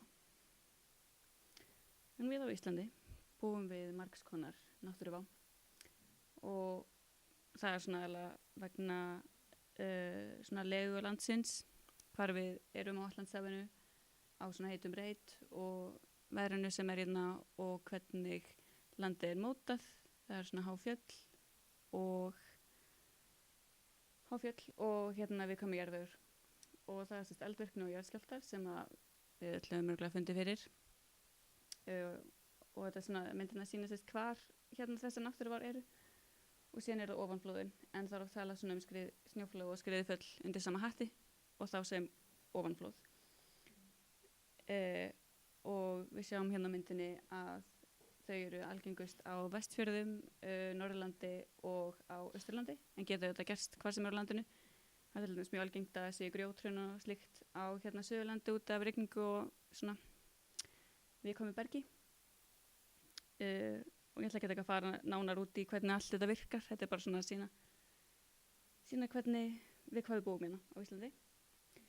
En hérna náttúruvár eru að svona aukast og breytast út af loftslagsbreytingum en nýlegar skýrslur loftslagsbreytingar og loftslagsmál sýna að fólk allan heim mun þurfa að aðlagast nýjum veðurmynstrum og áskorunum sem að þeim fylgja og talið er að hækkandi hitastig mun hafa hvað mest áhrif á norðurslóðum en Íslandi er á norðurslóðum á hnettinum. En það talaði fyrir hverja gráðu sem að hlýnar að þá mun úrkoma aukast 1,5 til 4,5% en það fer svona eftir hversu neikvæðar spárnar eru og það er álíklegt að úrkoma á norðurslóðum mun falla í meiri mæli sem rigning í staðinn fyrir snjó og rigningin mun vera tíðari á vetrarmánuðunum og þetta hækkandi hitastig veldur því einnig að sífreri þiðnarhraðir náður en það er urð jarðvegur eða jarðefni sem að helst viða undir frostmark og hann er mjög algengur hérna á norðurslóðum. En samspil þessara þátta veldur því að það er talið að tíðni votra, snjóflóða, krapaflóða og skriða muni aukast og að þeirnum sífrera muni valda aukningu á hinum ýmsu tegundum skriðufalla. Og við á Íslandi höfum nú þegar verið vör við þessar breytingar og þá má þá helst nefna að það var rosalega mikil rigning í desember árið 2020 þegar skriðurnar fjallu á Seyðisfirði sem að er svona frekar óalgengt en auðvitað eitthvað sem að sérfræðingar hafa verið að vara við að það myndi vera meiri rigning á vetrarmánuðunum en svona þegar við erum að meta vár vegna loftslagsbreytinga að þá þarf að hafa í huga 2 þætti og það er náttúruvána sjálfa sem að getur aukist minnkað eða haldist bara eins og síðan auðvitað er það tjónnæmi íbúa sem að býr við vána sem að getur breyst óháð hættunni þannig að þó að svona breytingar á hættunni séu svona ófyrirsjánlegar og óviðráðanlegar oft að það var hægt að draga úr tjónum íbúa með því að notast við svona skipulegar aðferðir ef að skilningur á hættunni og mynstri hennar tímarúmi er til staðar.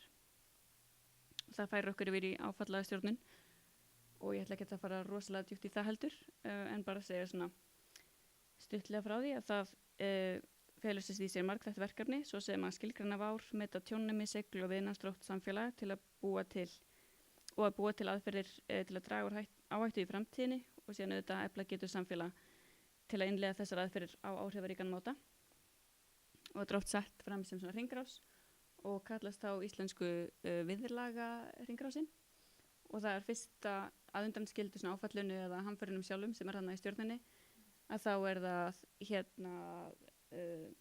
viðbragð, endurreisn, forvarnir og viðbúnaður og hluti af viðbúnaði er svona aðvaranakerfi sem er verið að reyna að þróa betur á Íslandi og síðan auðvitað alls konar annað. Þið sjáu það er mjög mikið sem að felst inn í þessari hringrás. Þetta er mjög mikil einföldun á hversu flókið verkefnið getur verið að takast á við svona áfallega hamfarir. En það er búið að greina svona 5 stig aðvaranakerfa og það fyrsta er áhættumat sem þá er bara að meta hættuna. Hvar er hún? Hvað getum við gert? Og slíkt. Og síðan er forvarnir og flestir tengja það þá bara við varnir, þá þú veist byggðarvarnir eins og varnagarða eða eitthvað svoleiðis. Og síðan er vöktun, það er bara að vekta hættuna, þú veist, með hvaða hætti það er gert. Síðan er upplýsingamiðlun sem var svona mitt viðfangsefni, en það er hægt að miðla upplýsingar til fólks á mjög margan hátt, það er hægt að gera með bara fréttum í sjónvarpi, það er hægt að gera á samfélagsmiðlum sem mjög mikið er að gera núna, og síðan SMS, með því að senda SMS-skilaboð, sem er samt eitthvað sem almannavarnir vilja ekki að við séum eitthvað mikið að tala um, því að það gengur ekkert alltaf upp. Og síðan er það viðbragð, þá bara hvernig bregðustu við þegar að áfalli gerist. Og síðan er líka búið að greina þessi svona bestu starfsvenjur eða starfshætti í aðvaranakerfum og í upplýsingamiðlun og eitt af því sem að ég vildi svona highlighta er það að sætta sig við óvissuna. En í fræðunum er það sagt að það er mjög mikilvægt að sætta sig við það að áföll og hamfarir eru óhjákvæmilega óvissir atburðir og það er mjög mikilvægt að ef er ekki að bíða eftir í að óvissan er liðin hjá út í að þá ertu bara orðin of sein og of seint. Og það að veita fólki upplýsingar sem að hjálpar þeim að draga úr eigin áhættu skiptir einnig miklu máli vegna þess að það hjálpar við að endurheimta stjórn á svona tímum óvissu. Og hitt atriði sem ég vildi svona varpa fram er þessi samvinna með almenningi og eitt af því er að nýta sér staðarþekkingu en það er þekking sem að flest kynslóða á milli og er fastnýtt við venjur samfélaga sem lifa í návistu umhverfi sitt og þetta er raun svona sameiginlegur skilningur sem að samfélag hefur á umhverfinu í kringu sig og hvernig það upplifir það og svona aðstæðunum sem að þau búa við. Og þessi staðarþekking getur skipt sköpum í áfallastjórnun þar sem að þessi þekking felur í sér að þekkja merki umhverfinu sem að geta leitt til hamfara og getur eflt samfélag til að draga á áhættu á tímum endurreisnar eftir áfall.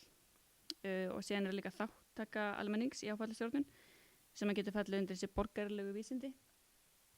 En það svona felur í sér að leyfa almenningi að taka þátt í þeim kerfum sem hafa áhrif á þau og svona auka seglu og bæta samskipti og upplýsingamiðlun og síðan að búa til sameiginlega skilning á vám og auka áhættu skynjun. En áhættu skynjun á við óformlegt persónlegt mat á hugsanlega neikvæðum áhrifum á völdum hamfara og einstaklingar og samfélög eiga það til að viðurkenna einungis þær vár sem að hafa áhrif á þau akkurat núna eða er ógnaðum akkurat núna. Og hegðun fólks stjórnast gjarnan af þeim skilningi og mati sem að þau sjálf leggja á hættuna sem eru hendi hverju sinni. Og síðan eru líka nokkur fleiri svona hugtök sem að ég skoðaði og notaði og til dæmis staðartengsl en þá við þau tilfinningarlegu og hugrenningarlegu tengsl sem að fólk á við staði svo sem heimili sín hverfi borgir að náttúru og það getur átt bæði svona neikvæð og jákvæð áhrif vegna þess að fólk er með mjög svona djúp tengsl við svæðið sitt að þá eigðu það til að svona reyna svona afvegaleiða ef fólk byrjar að tala um hættuna sem þau búa við og segja bara já en hvað með það sem þú býrð við, reyna svona að kasta þessu frá sér einhvern veginn.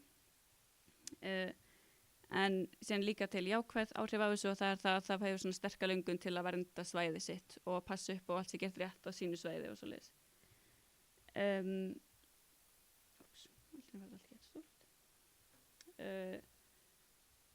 En síðan er mjög erfitt á Íslandi að svona innleiða mikið af þessum aðferðum vegna þess að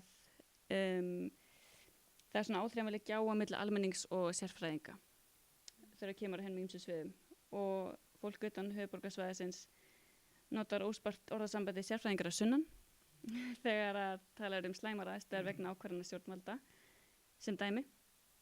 En sérfræðingar að sunnan á er einhvern sem að telur sér vita meira eða ekki betur aðstæður sem hann tilheyrir ekki og einhvern svona sem að tekur ekki mat á eða tekur ekki mark á upplifunum eða þekkingu heimamanna.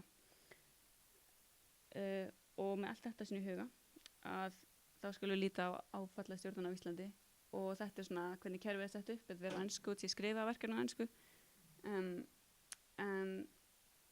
þetta kerfi byggir mest á lögum og reglugerðum fyrir almannavarnir á Íslandi og þetta heyrir allt undir dómsmálaráðuneytið og það er svona aðalega ríkislögreglustjórinn sem að sér að stýra öllum aðgerðum í ástandi og líka almannavarnadeild ríkislögreglustjóra og þau hafa svona það hlutverk að sjá viðbragðsáætlanir og stjórna samskipti með ástandi og þau hafa líka það hlutverk að fræða almenning hættur sem að þeim steðja.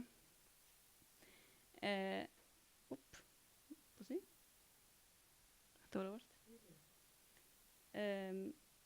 Og inn í þessu kerfi að þá er að Veðurstofan sem hefur ráðgjafa hlutverk og það er líka svo stofnun sem á að sjá viðvarnarkerfi og vöktun og ef við skoðum svona bara ofanflóðin að þá er það svolítið skrítið að í venjulegu þegar venjulega kemur að eins og eldgosum einhver svoleiðis að þá er það almannavarnir sem að ráða því hvort það sé rýmt og þá lögreglustjóri á svæðinu en þegar kemur að snjóflóðunum að þá er það Veðurstofan sem ákveður hvort það eiga að vera rýma og þá er hlust á Veðurstofuna en síðan með skriðurnar þá er aftur lögreglan sem ákveður hvort það er rýma. Þannig að það er mjög skilinlegt að það vefst fyrir mörgum íbúum á svæðum þegar það er að rýma, þú veist, hvern á ég að hlusta, þú veist, hver er að segja mér að gera þetta. En þannig að það er alltaf mjög mikið svona samræðsamt á milli allar þessa aðila og það er Rauði krossinn sem að sér að opna fjöldahjálparstöðvar og björgunarsveitirnar að svona að bjarga fólki og verðmætum. Og þá skulum líta á rannsóknarsvæðið en það er Seyðisfjörður. Seyðisfjörður er bær á austanverðu landinu. Byggðin er undir báðum fjöllunum. Það er Bjólfur norðanmegin og Strandatindur sunnanmegin. Bærin liggur samt ekki þannig en það bara í bænum er talað norður og suður þó þetta sé ekki rétt norður og suður. Og byggðin þannig að samfélagið er mjög litríkt og fjölbreytt. Það er mikið svona menningarstarf og Norræna kemur hann í höfn mörgum sinnum ári. Þannig að það er mjög mikil svona ferðaðinnar. Það búa hann að tæpla 700 manns og þau sameinuðust 2 öðrum sveitarfélögum og orðu hluti af sveitarfélögum Múlaþing árið 2020 og 17% af íbúum Múlaþings eru innflytjendur en það er svona cirka 10% af fólkinu á Seyðisfirði og Seyðisfjörður hefur alltaf verið mjög svona fjölbreytt og hvað segir maður multikultúral samfélag út af því að það var maður frá fjölmenningar það var norskur viðskiptamaður Otto Vatni sem að var mjög mikið svona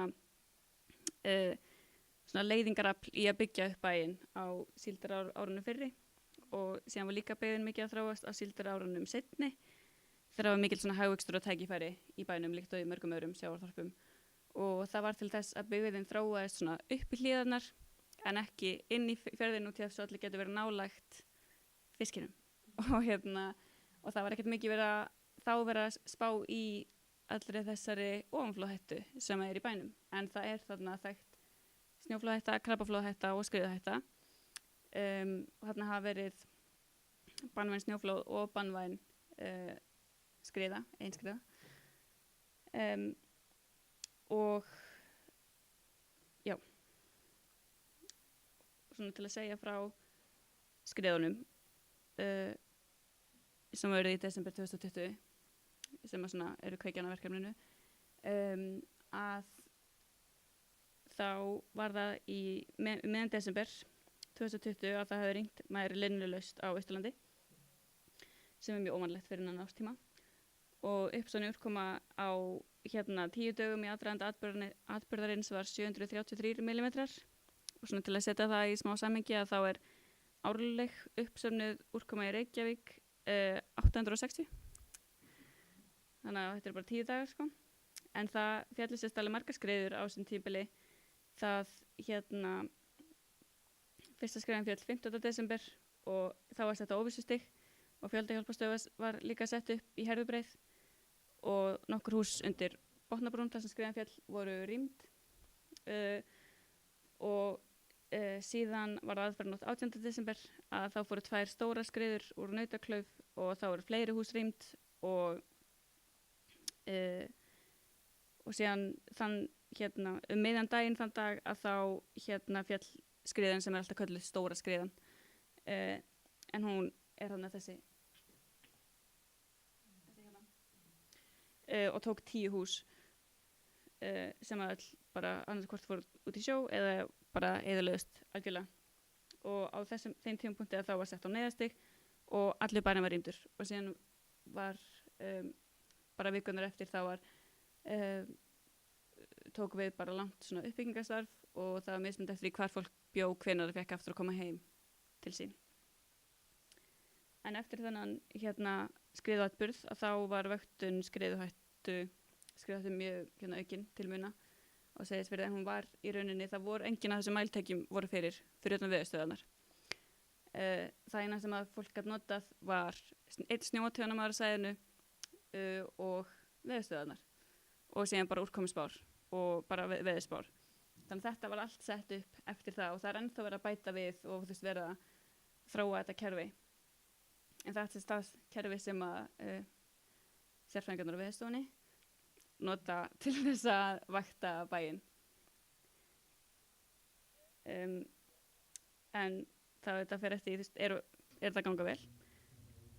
Til þess að komast að því að þá talaði ég við fólk á Seyðisfirði og það var þessi rýnhópa viðtöl og síðan líka einstaklingsviðtöl.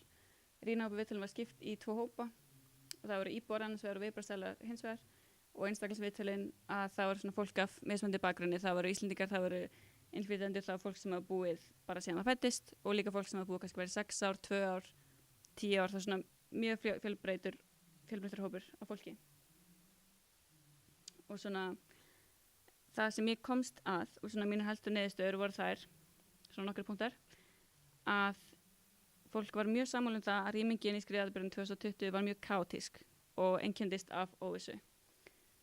Og fólki fannst vera mjög óskýrt hversu lengi rýmingin átt að vara, það var mjög óljóst hver bar ábyrgð á rýmingunum og þá var fólk, nokkrir viðmælendur sögðu að þau rýma oft bara eigin spýtur eftir þetta, þú veist það hafa alveg verið rýmingar eftir þetta og því þau bara treystaði ekki þau muni fá skilabúðin í tíma að þau eiga að fara frá sínu heimili. Og það svona var síðan líka samhljómur meðan flestra að mikilvægar upplýsingar voru að berast seint og illa til dæmis þá með þessar rýmingar og líka með það hvað þau ættu að taka með sér þegar voru að fara. Og síðan var það þessi upplýsingamil til erlendra íbúa sem allir nefndu að þurfti að bæta.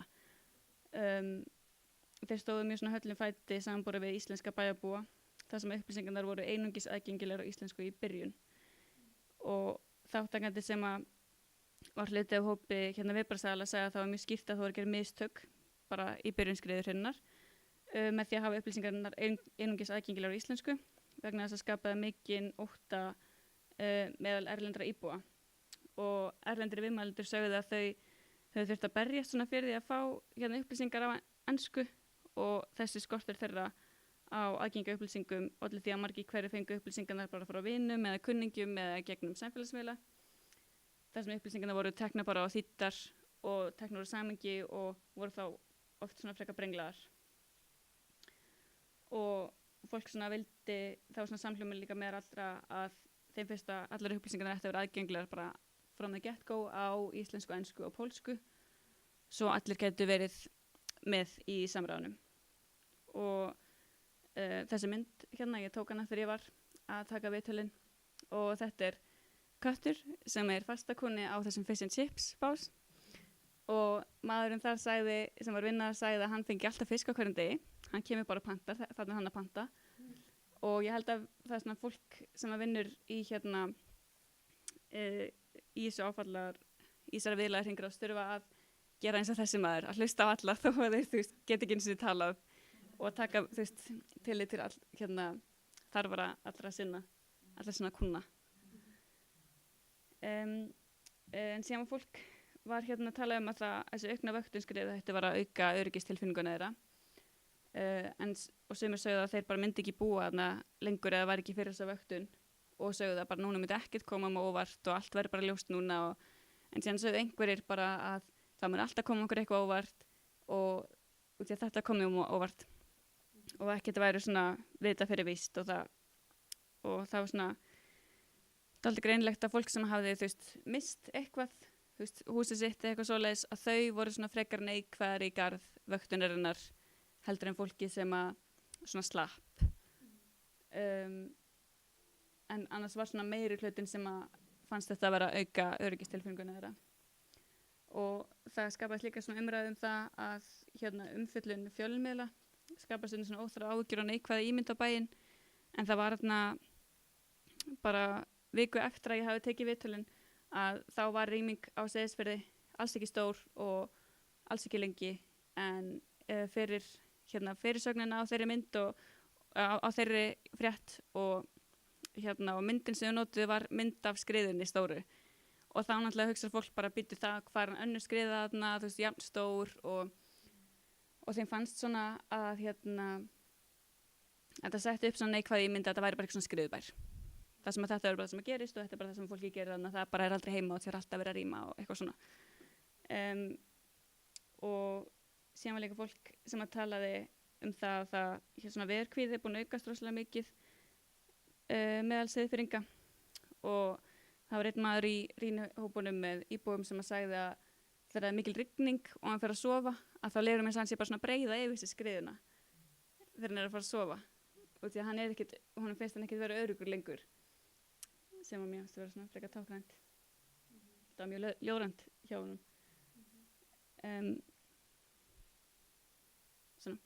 þetta er plagg sem að fólk fekk á heimili sín og átti að vera að nota svona þetta er svona cirka svona stórt og það hérna á að setja það í gluggan eða á okkur svona hérna nærtakan stað þegar það fer á heimilinu sínu og þannig stendur líka allt sem að þau þú veist, að taka með sér, þetta er svona mikilvæg upplýsingar til að hafa eða rýming. En þetta fóru öll heimili bara á íslensku og öll heimili sem að voru ekki íslenskumælandi, þeim var sagt að fara á bæjarskrifstofuna og fá sitt, en þar var ekki þar og ein erlendur viðmælandi sagði þetta bara á ég bara þurfa að fara á vefsíðuna og fá þetta þýtt eða á ég bara að fara á Google Translate til að þýða þetta í meiri rýmingu, allt sem að stendur þarna.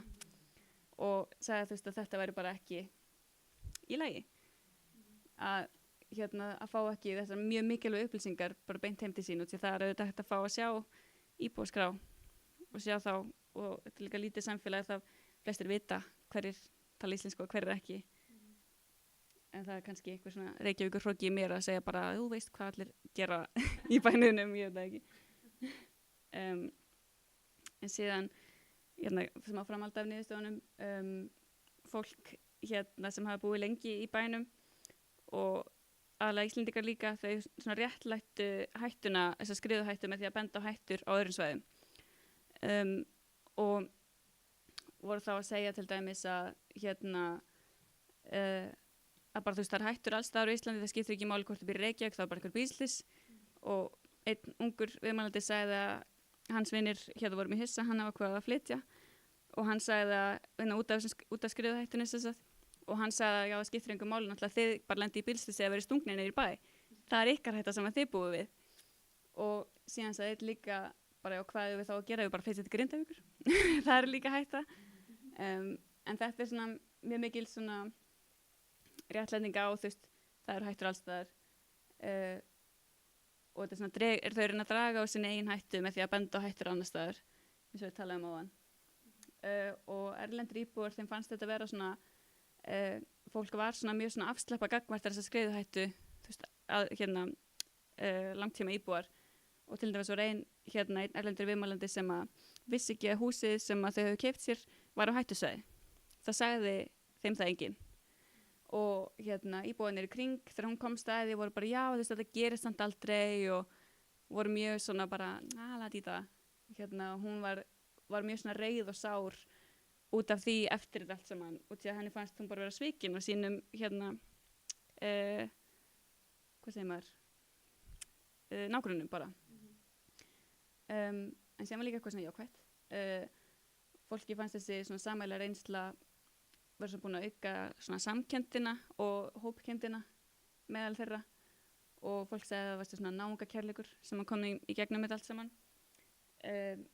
Og ég vona bara að þessi hópkennd haldist, og þau, ef það flytur einhver nýr inn nýr í bæinn, þá munu þau segja þeim frá skriðuhættum sem er þarna, og kannski varaði við ef þau eru að kaupa sér hús á C-svæði, sem er versta svæðið. Og síðan kom líka í ljós að svona staðarþekkingin sem að fólk býr yfir sem býr þarna skiptir mjög miklu máli í viðbragðinu og endurreisninni. En eins og í viðbragðinu þá komu fullt af sjálfboðaliðum frá höfuðborgarsvæðinu og fleiri svæðum sem að höfðu ekki hugmynd að það væri til dæmis kannski búið í einhverju vöruskemmu. En íbúarnir vissu það, og þau sögðu, já, en ertu búin að rýma þetta? Það býr fólk þarna. Þannig að það skiptir mjög miklu máli að hafa íbúa sem að, þú veist, voru hluti af þessu teymi þegar það var að vera í rýmingunum og því. Og sem líka í endurreisninni að þá var það voru bara íbúar sem hópuðu þessu saman og notuðu mikið að skriðuefninu til þess að búa til svona tímabundna varnargarða. Þau bara skopluðu því og settu og röðuðu því og það stendur ennþá, sko. Spurning hversu lengi það mun standa. Og síðan þetta er svona mínar ályktanir.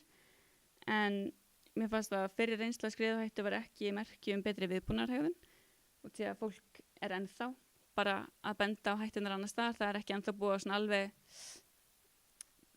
hvað segir maður, það er ennþá að svona lifa í þeim veruleika sem það vill lifa í, skiljanlega, að hættan sé ekki svona mikil. Og síðan fannst mér að þetta óbefandi traust til vöktunarinnar geti verið frekar hættulegt. En það dregur úr þeirri óhjákvæmilegu óvissu sem að fylgja náttúruvá. Þannig að þegar verið að sinna upplýsingamilna þá þarf að gefa það mjög skýrt til kynna að öll þessi tæki og allar þessar varnir, að það er ekki fullkomið og það getur alltaf allt klikkað. En svo við sáum bara að þegar snjóflóðin voru á Flateyri líka 2020, að þá fór það yfir varnargarðinn og allir héldu að það var ekki hægt að fara yfir varnargarðinn, en það var aldrei búið að lofa þeim að það myndi ekki fara yfir varnargarðinn. Þannig að það þarf að passa allt svona frekar vel. Og já, innleiðing bestu starfshátta, hún getur aukið traust og dregið óvissu með því að viðurkenna óvissuna strax, alltaf, og sjá almenning sem jafningja og svona vinna með þeim, og síðan að taka mið af þörfum almennings eins og maðurinn sem að rekur Fish and Chips básinn. Og það verið búin.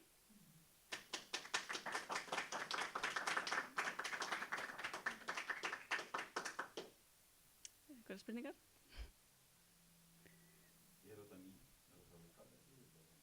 Ég veit það ekki.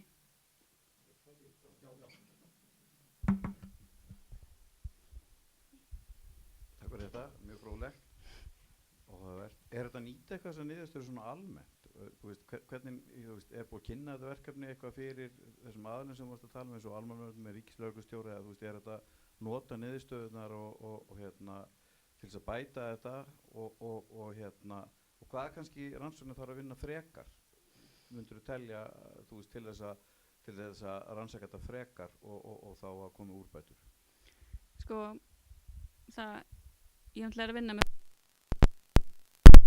við þetta á Veðurstofunni og það var ein í hérna meistarnetta teiminu mínu sem er að vinna hjá almannavörnum og þau eru að þróa einhvern svona nýjan vef sem á að taka, sem að fekk upplýsingarnar áður en ég gaf verkefni út til svona gera svona þá að vera þar eitthvað svona gátt þannig íbúar geta, það geta verið samskipti svona beint á milli og hún líka sett upp þannig að það er allt aðgengilegt sem á að vera aðgengilegt og svona það sem að mér finnst en já, en ég veit ekki hvort það er svo erfitt að innleiða svona ég held að mun taka þetta langan tíma og ég tek oft bara eftir ég vinnu hjá mér að það hérna fólk er stundum lengi að viðurkenna óvissuna og þegar við erum að kannski búin að vera kannski 2 tíma að funda að tala þá bara svona við erum óviss, það ábar þá að vera óvissu stig, skilurðu en alltaf skriðuvaktina á hver það ekki það er almannavörnir hérna og síðan með svona frekar rannsóknir og þá held ég sem mjög mikilvægt ég fór ekki inn á það í kynningun en í ritgerðina þá fjalla ég svolítið hérna mikilvægi þess að hafa öruggt húsaskjól í endurreisnartímabilinu svo fólk getur svona aftur svona endurheimt svona sína öryggistilfinningu á heimilinu sínu því að heimilið er yfirleitt bara svona samansemmerki á villi þess bara þegar ég er heima þá er ég örugg þá að vera þannig og þegar það er tekið af fólki þá skiptir rosalega miklu máli að endurheimta það frekar fljótt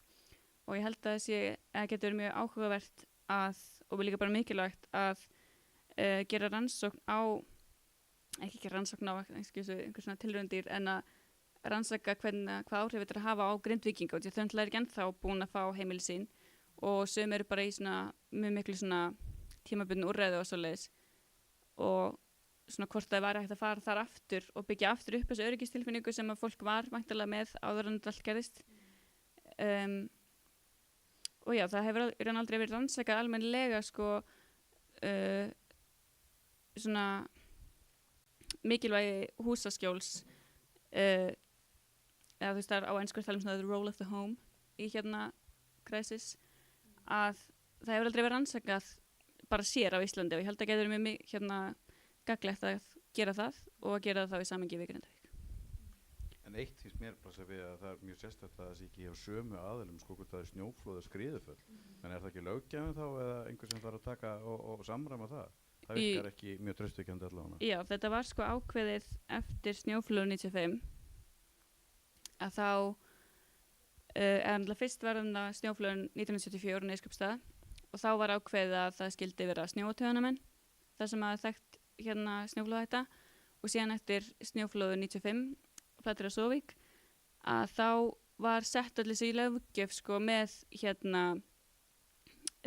með bara lögum varnir og hættumat og allt það í kringum snjóflóðin og ég held að það hefði verið raun bara út af því að það var nýbúið þú veist, snjóflóðin var það sem var efst í huga hjá öllum og þá var þetta hérna, þetta er raun sko einstæmi í heiminum að því sem ég best veit sko að sé ekki eitthvað svona löggjafald sem að er að ákveða þetta en þetta er náttúrulega og ég held að sé bara eftir að verið setið margar á þessum fundum að almannavarnir sko líka geta en ekki tekið ákveðinu því þau taka alltaf mark á því sem að Veðurstofan er að segja því það er náttúrulega sérfræðingarnir þau eru búin að gera þess að hættum þau eru með öll kortin og þetta er þú veist fólk með bara margra ára reynslu og þú veist og það segir bara eitthvað já nei það var 98 og þú veist það er með allt bara hér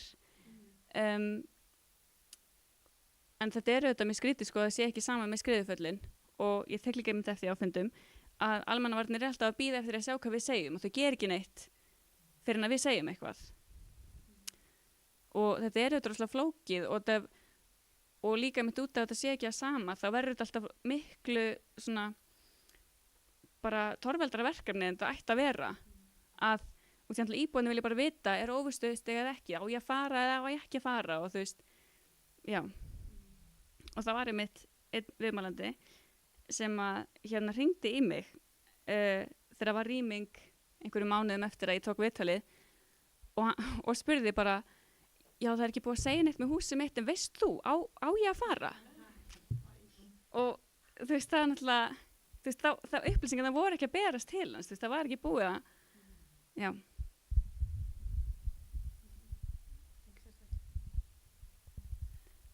Takk fyrir. að við varst að sína okkur myndina fyrst á Íslandi að þú veist hvar eru skriðuföll eða skilur hvar þau eru algeng og svona ofanflóð og líka nýja vaktinn sem er búið að setja upp á Seyðisfirði sem var ekki áður þú veist þessi sem var ekki áður en að stóra skriðan var 2020 er búið að bæta þessa vöktun á hinum svæðunum sem að er algengt þessu skriðuföll eða nei, það er ennþá Það er búið að setja smá á Eskifirði. Þar er líka vatnshæðamælar og aflögunarmælar kallast það sem að mæla aflögun í berginu. En það er alltaf búið að það fjallu líka skriður á Eskifirði annað 2020 og þetta er rauninni smá svona tilraunaverkefni að vera með allt þetta og ég myndi ekki ímyndað ykkur hvað þetta er dýrt. Þú veist, bara eitt svona. Þú veist, þetta er, já. En nei, það er ekki, byrju það líka hjá Svinnafellsjökli.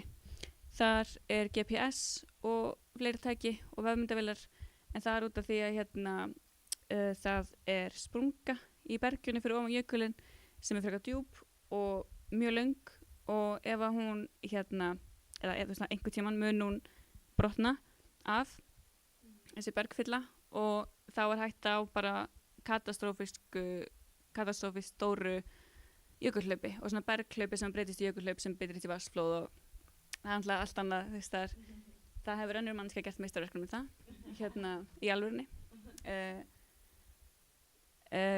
nei, það er einu svæðin en það er fyrir snjóflöðun að það eru svona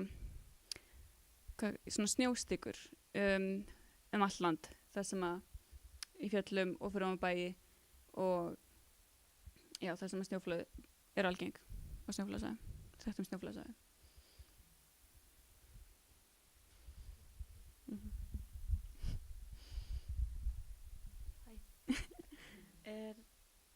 Og það sagði í byrjun að það hefði verið einhver dauðsföll í skriðum á Íslandi.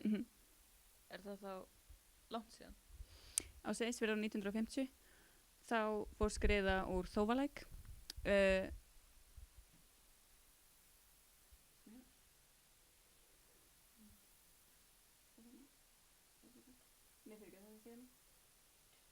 og það var íbúðarhús sem að og það var fjölskylda þar inni allir nema fjölskylda þarinn og skriðan bara tók húsið og mamma dó og öll 4 börnin og pappin var hinum einu í bæinum og sá húsið fara í sjóin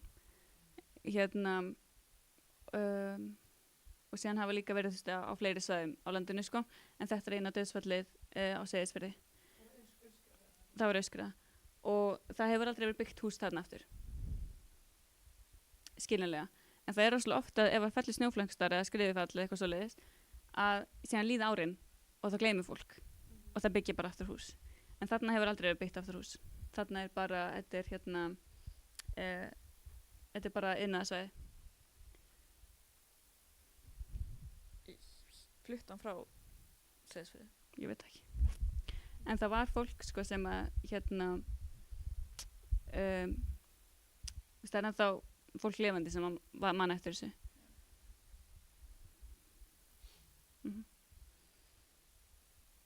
og síðan með snjóflóðuna þá er það hinum einu bænum já, úr Bjólfi þar er algengara þessi snjóflóð og þetta er smá svona skipt bara norðamegin snjóflóð, sunnamegin skriðuföll en það hafa samt fallið skriður Bjólfsmegin, það hafa fallið snjóflóð Strandartindsmegin en það eru snjóflóðvarnir í Bjólfinum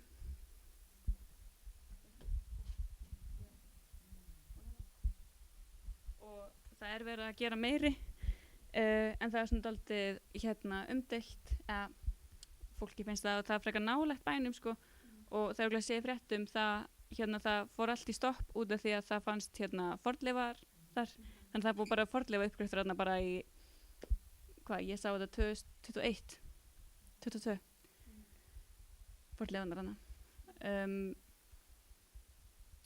já og það fórst snjóflóð úr Bjólfinum það var 18. janúar 18. janúar og 18. februar 1884. Það var öskudagur. Og þetta fór á svæði það sem að voru einhver 90 manns sem bjuggu þarna. Það voru 86 manns á svæðinu og það dóu 30 og eitthvað manns. Ég held ég líka til að skrifa þetta hjá mér. Að það fór fullt af húsum undir sjó og það fór fullt af fólki undir sjó til þetta, það er sko talið, það er ekki alveg víst, þetta er svo langt síðan að uppbygging hafi verið bara alveg uppi. En þannig er ekkert víst, þannig voru eitthvað myndir eða neitt, þetta er bara frá frásögnum fólks sko. En það var svo rosalega stórt og fór svo rosalega hrætt og tók svo mikið af húsum. Þannig þess vegna eru varnir þarna megin. Hvað fleiri spurningar?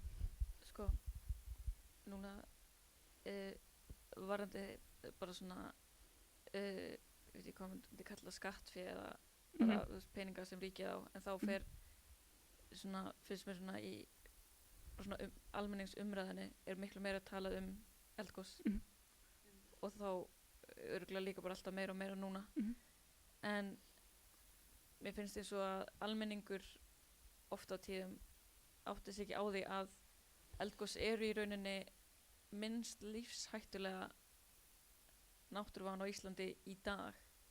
Í dag, já. En eða svona það, bara ef maður horfir síðustu 10-20 ár, þá var enginn dáið úr eldgosi.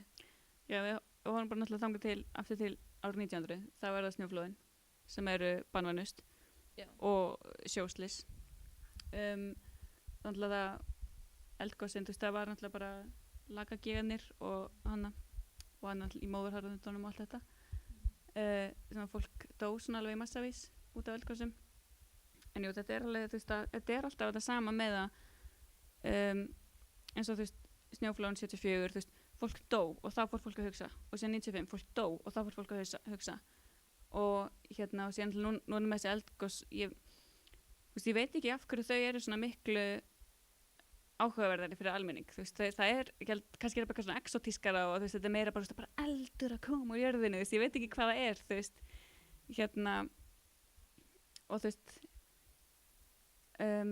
og vissulega er byggðin hann í Grindavík alveg í hættu en það hefur alltaf verið náð að færa allt fólkið í tíma og meðan snjóflóðin og skriðunar það eru þetta vakta og það er þetta að gera spá en þau gerir ekkert boð á undan sér þannig séð eins og með stóru skriðuna það er búið að vera rosalega mikið rigning og það er búið að vera allt þetta en það er auðvitað ekki þetta að segja bara nákvæmlega hún verð þarna, hún mun taka þessi hús á meðan í það sem það er búið að gera fullt af svona greiningum og svoleiðis eins og í hættumötum þá gera þau það en í eldgosum þá er alltaf búið að gera fullt af svona hraunrennsli líkanum og alls konar jú en það er samt ofanflóðasjóður sem að dekkar kostnað á vörnum og líka ef þarf til dæmis eins og var að Súðavík þá bara færðu þau bæinn bara innar og það var líka ofanflóðasjóður sem að dekkaði það sem er þetta alltaf til skattpenningur okkur sko já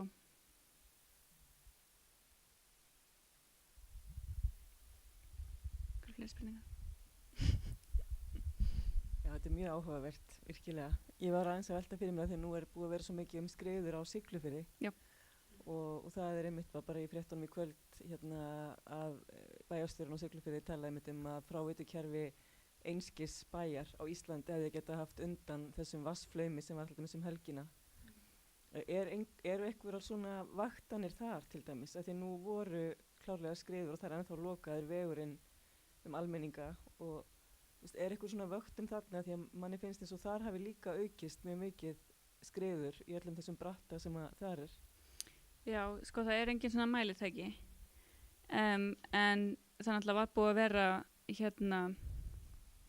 við vaktinni vorum náttúrulega búin að funda og það var bara gert svona okkar svona verklag bara við skrifum fréttir, við höfum samband við almannavarnir og það var að tala við snjótörnmennina, það var að tala við lögregluna á svæðinu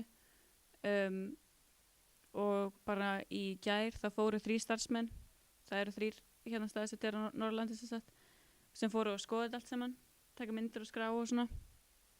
En þannig að það er spurning hvort að það þyrfti hvort að það getur verið næsta svona tilrauna dýr, þú veist, að setja einhverja vöktun þar, en það bara hefur ekki verið sko að allan ekki svo ég muni, ég hérna er ekki búin að vinna á það lengi en svoleiðis, en bara allir sem ég hef lesið, það hefur ekki farið svona mjög stórt í bænum, þú veist, skriðufall, eins og þú veist var þarna. Þú veist, það fór einhver öskriða þarna á hús í Húsavík sem að var rosalega eitthvað fyrirlegt og kom svona aftan að manni smá. Ég veit ekki með hérna sem er í vinninni, það kom aftan að mér. En jú, ég held að hérna það sé líka bara sko eins og ég tala bara öll þessi rigning. Þú veist að fólk svona sér loftslagsbreytingar sem bara, þú veist, já það er bara heitt á Íslandi og eitthvað, en þú veist, en það þýðir bara rigning og meiri rigning á Íslandi. Með að við það sem að flestir vísindamenn að segja, þetta er líka einhver svona mikill hiti og svona, en bara út í að við erum eyja svona lengst uppi og þá þurfum við líka bara að fara svona, bara allir bæir sem að eru búið við svona bratta og þurfum bara að fara að skoða frá veitu kerfinu sín og allt þetta dót sko.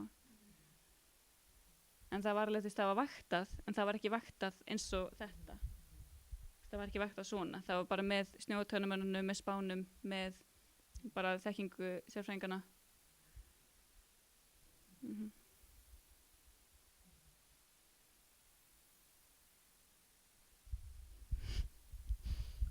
Þannig að þú varst að segja áðan að þú veist, einhver deyr og þá fyrir fólk að hugsa, svo deyr fólk að hugsa.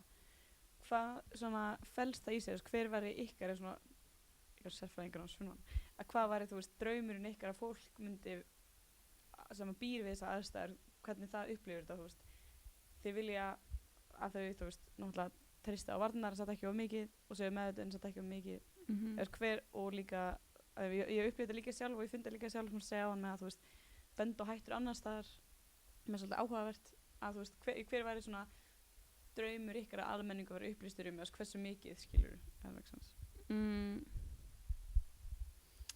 ég veit ekki, góð spurning. Það er sko bara, ég held að það sem að ég væri reglulega mest til í að bara allir myndu átt að sjá væri að allir sem er að vinna við þetta, þú veist, bara að vakta þetta og að reyna að halda utan allt, þú veist, sem er, þú veist, í gangi í landinu, hvað var að náttúruvá, að það er bara líka fólk, skilurðu. Þú veist, þetta er bara fólk, að vakta fyrir fólk, að reyna að gera það besta fyrir annað fólk, þú veist, og þú veist, sem er líka það svona erfiða í þessu, þú veist, að út í að þetta er bara fólk sem er að gera þetta, þá verða bara mannleg mistök og, þú veist, ég er ekki að segja að það voru mannleg mistök þarna, ég veit það ekki, ég var ekki hluti af þessu og þannig að sumir segja bara að það hefur verið mannleg mistök að vera ekki búið að rýma fyrir, sem þú veist, jú, örugglega vissulega var það hefur getað verið búið að gera það en já, og ég held líka bara að þú veist, það mætti bara allir í landinu vera aðeins meðvitari bara alla náttúruvána sem er hérna og hvernig það virkar og mig langar að það sé, það er þannig í Japan að það er einu svona ári er bara svona, það er svona national hérna, ekki svona holiday, það er svona bara hérna árlegu dagur það er dagur hverju ári sem er bara vitundavakningadagur út af náttúruvá. Þannig að Japan er, þú veist, það eru tsunami, það eru jarðskjálftar, það eru eldgos, það er flest af því sem við erum með líka. Nema þau eru líka með hérna miklu fleira fólk, já, og hverjulbili og fellibili. Hérna, og ég held að það, þú veist, út í að bara eins og þegar við vorum í grunnskóla, að þá í Reykjavík, að þá voru æfingar hverju ári með bara ef myndi hérna kvikna í, hvað myndum við gera? Og þá líka æfingar hverju ári ef það verið jarðskjálfti, hvað var maður að gera? Þú veist, já, þú ætti að fara undir hana borða að gera þetta, eða fara í hérna þeirra gætt og eitthvað svona. Að það mætti vera bara svona fyrir alla náttúruvá, bara fyrir alla í landinu, því að það er líka erfitt að búa á svona stað og fólk í Reykjavík bara, það ætti enginn að búa hana. Þú veist, þegar fólk vill búa hana og það var mig að búa hana.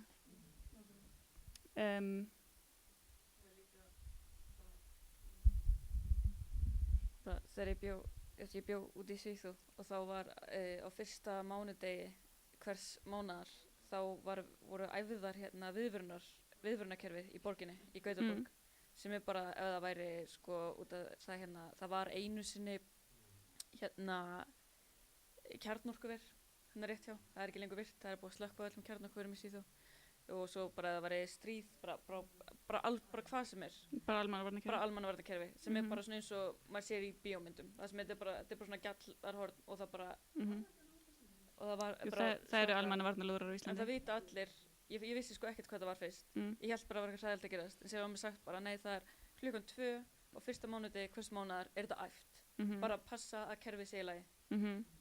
Og ég held að þarna mætti alveg, þú veist, vera æfingar eins og fyrir rýmingar, svo þetta sé ekki svona rosalega mikið panik, og því að fólk talaði að þú veist, það bara fór og hérna síðan voru kannski búin í burti í því kannski 3-4 daga og síðan bara vita ekkert hvernig koma aftur tilbaka og það einn sem fólk tók var, þú veist, litabók fyrir krakkana.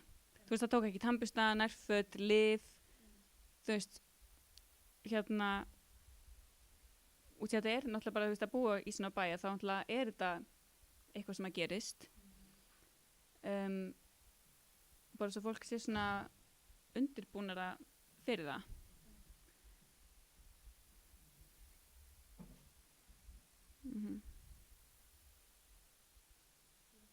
Fleiri spurningar? Það bara umræður.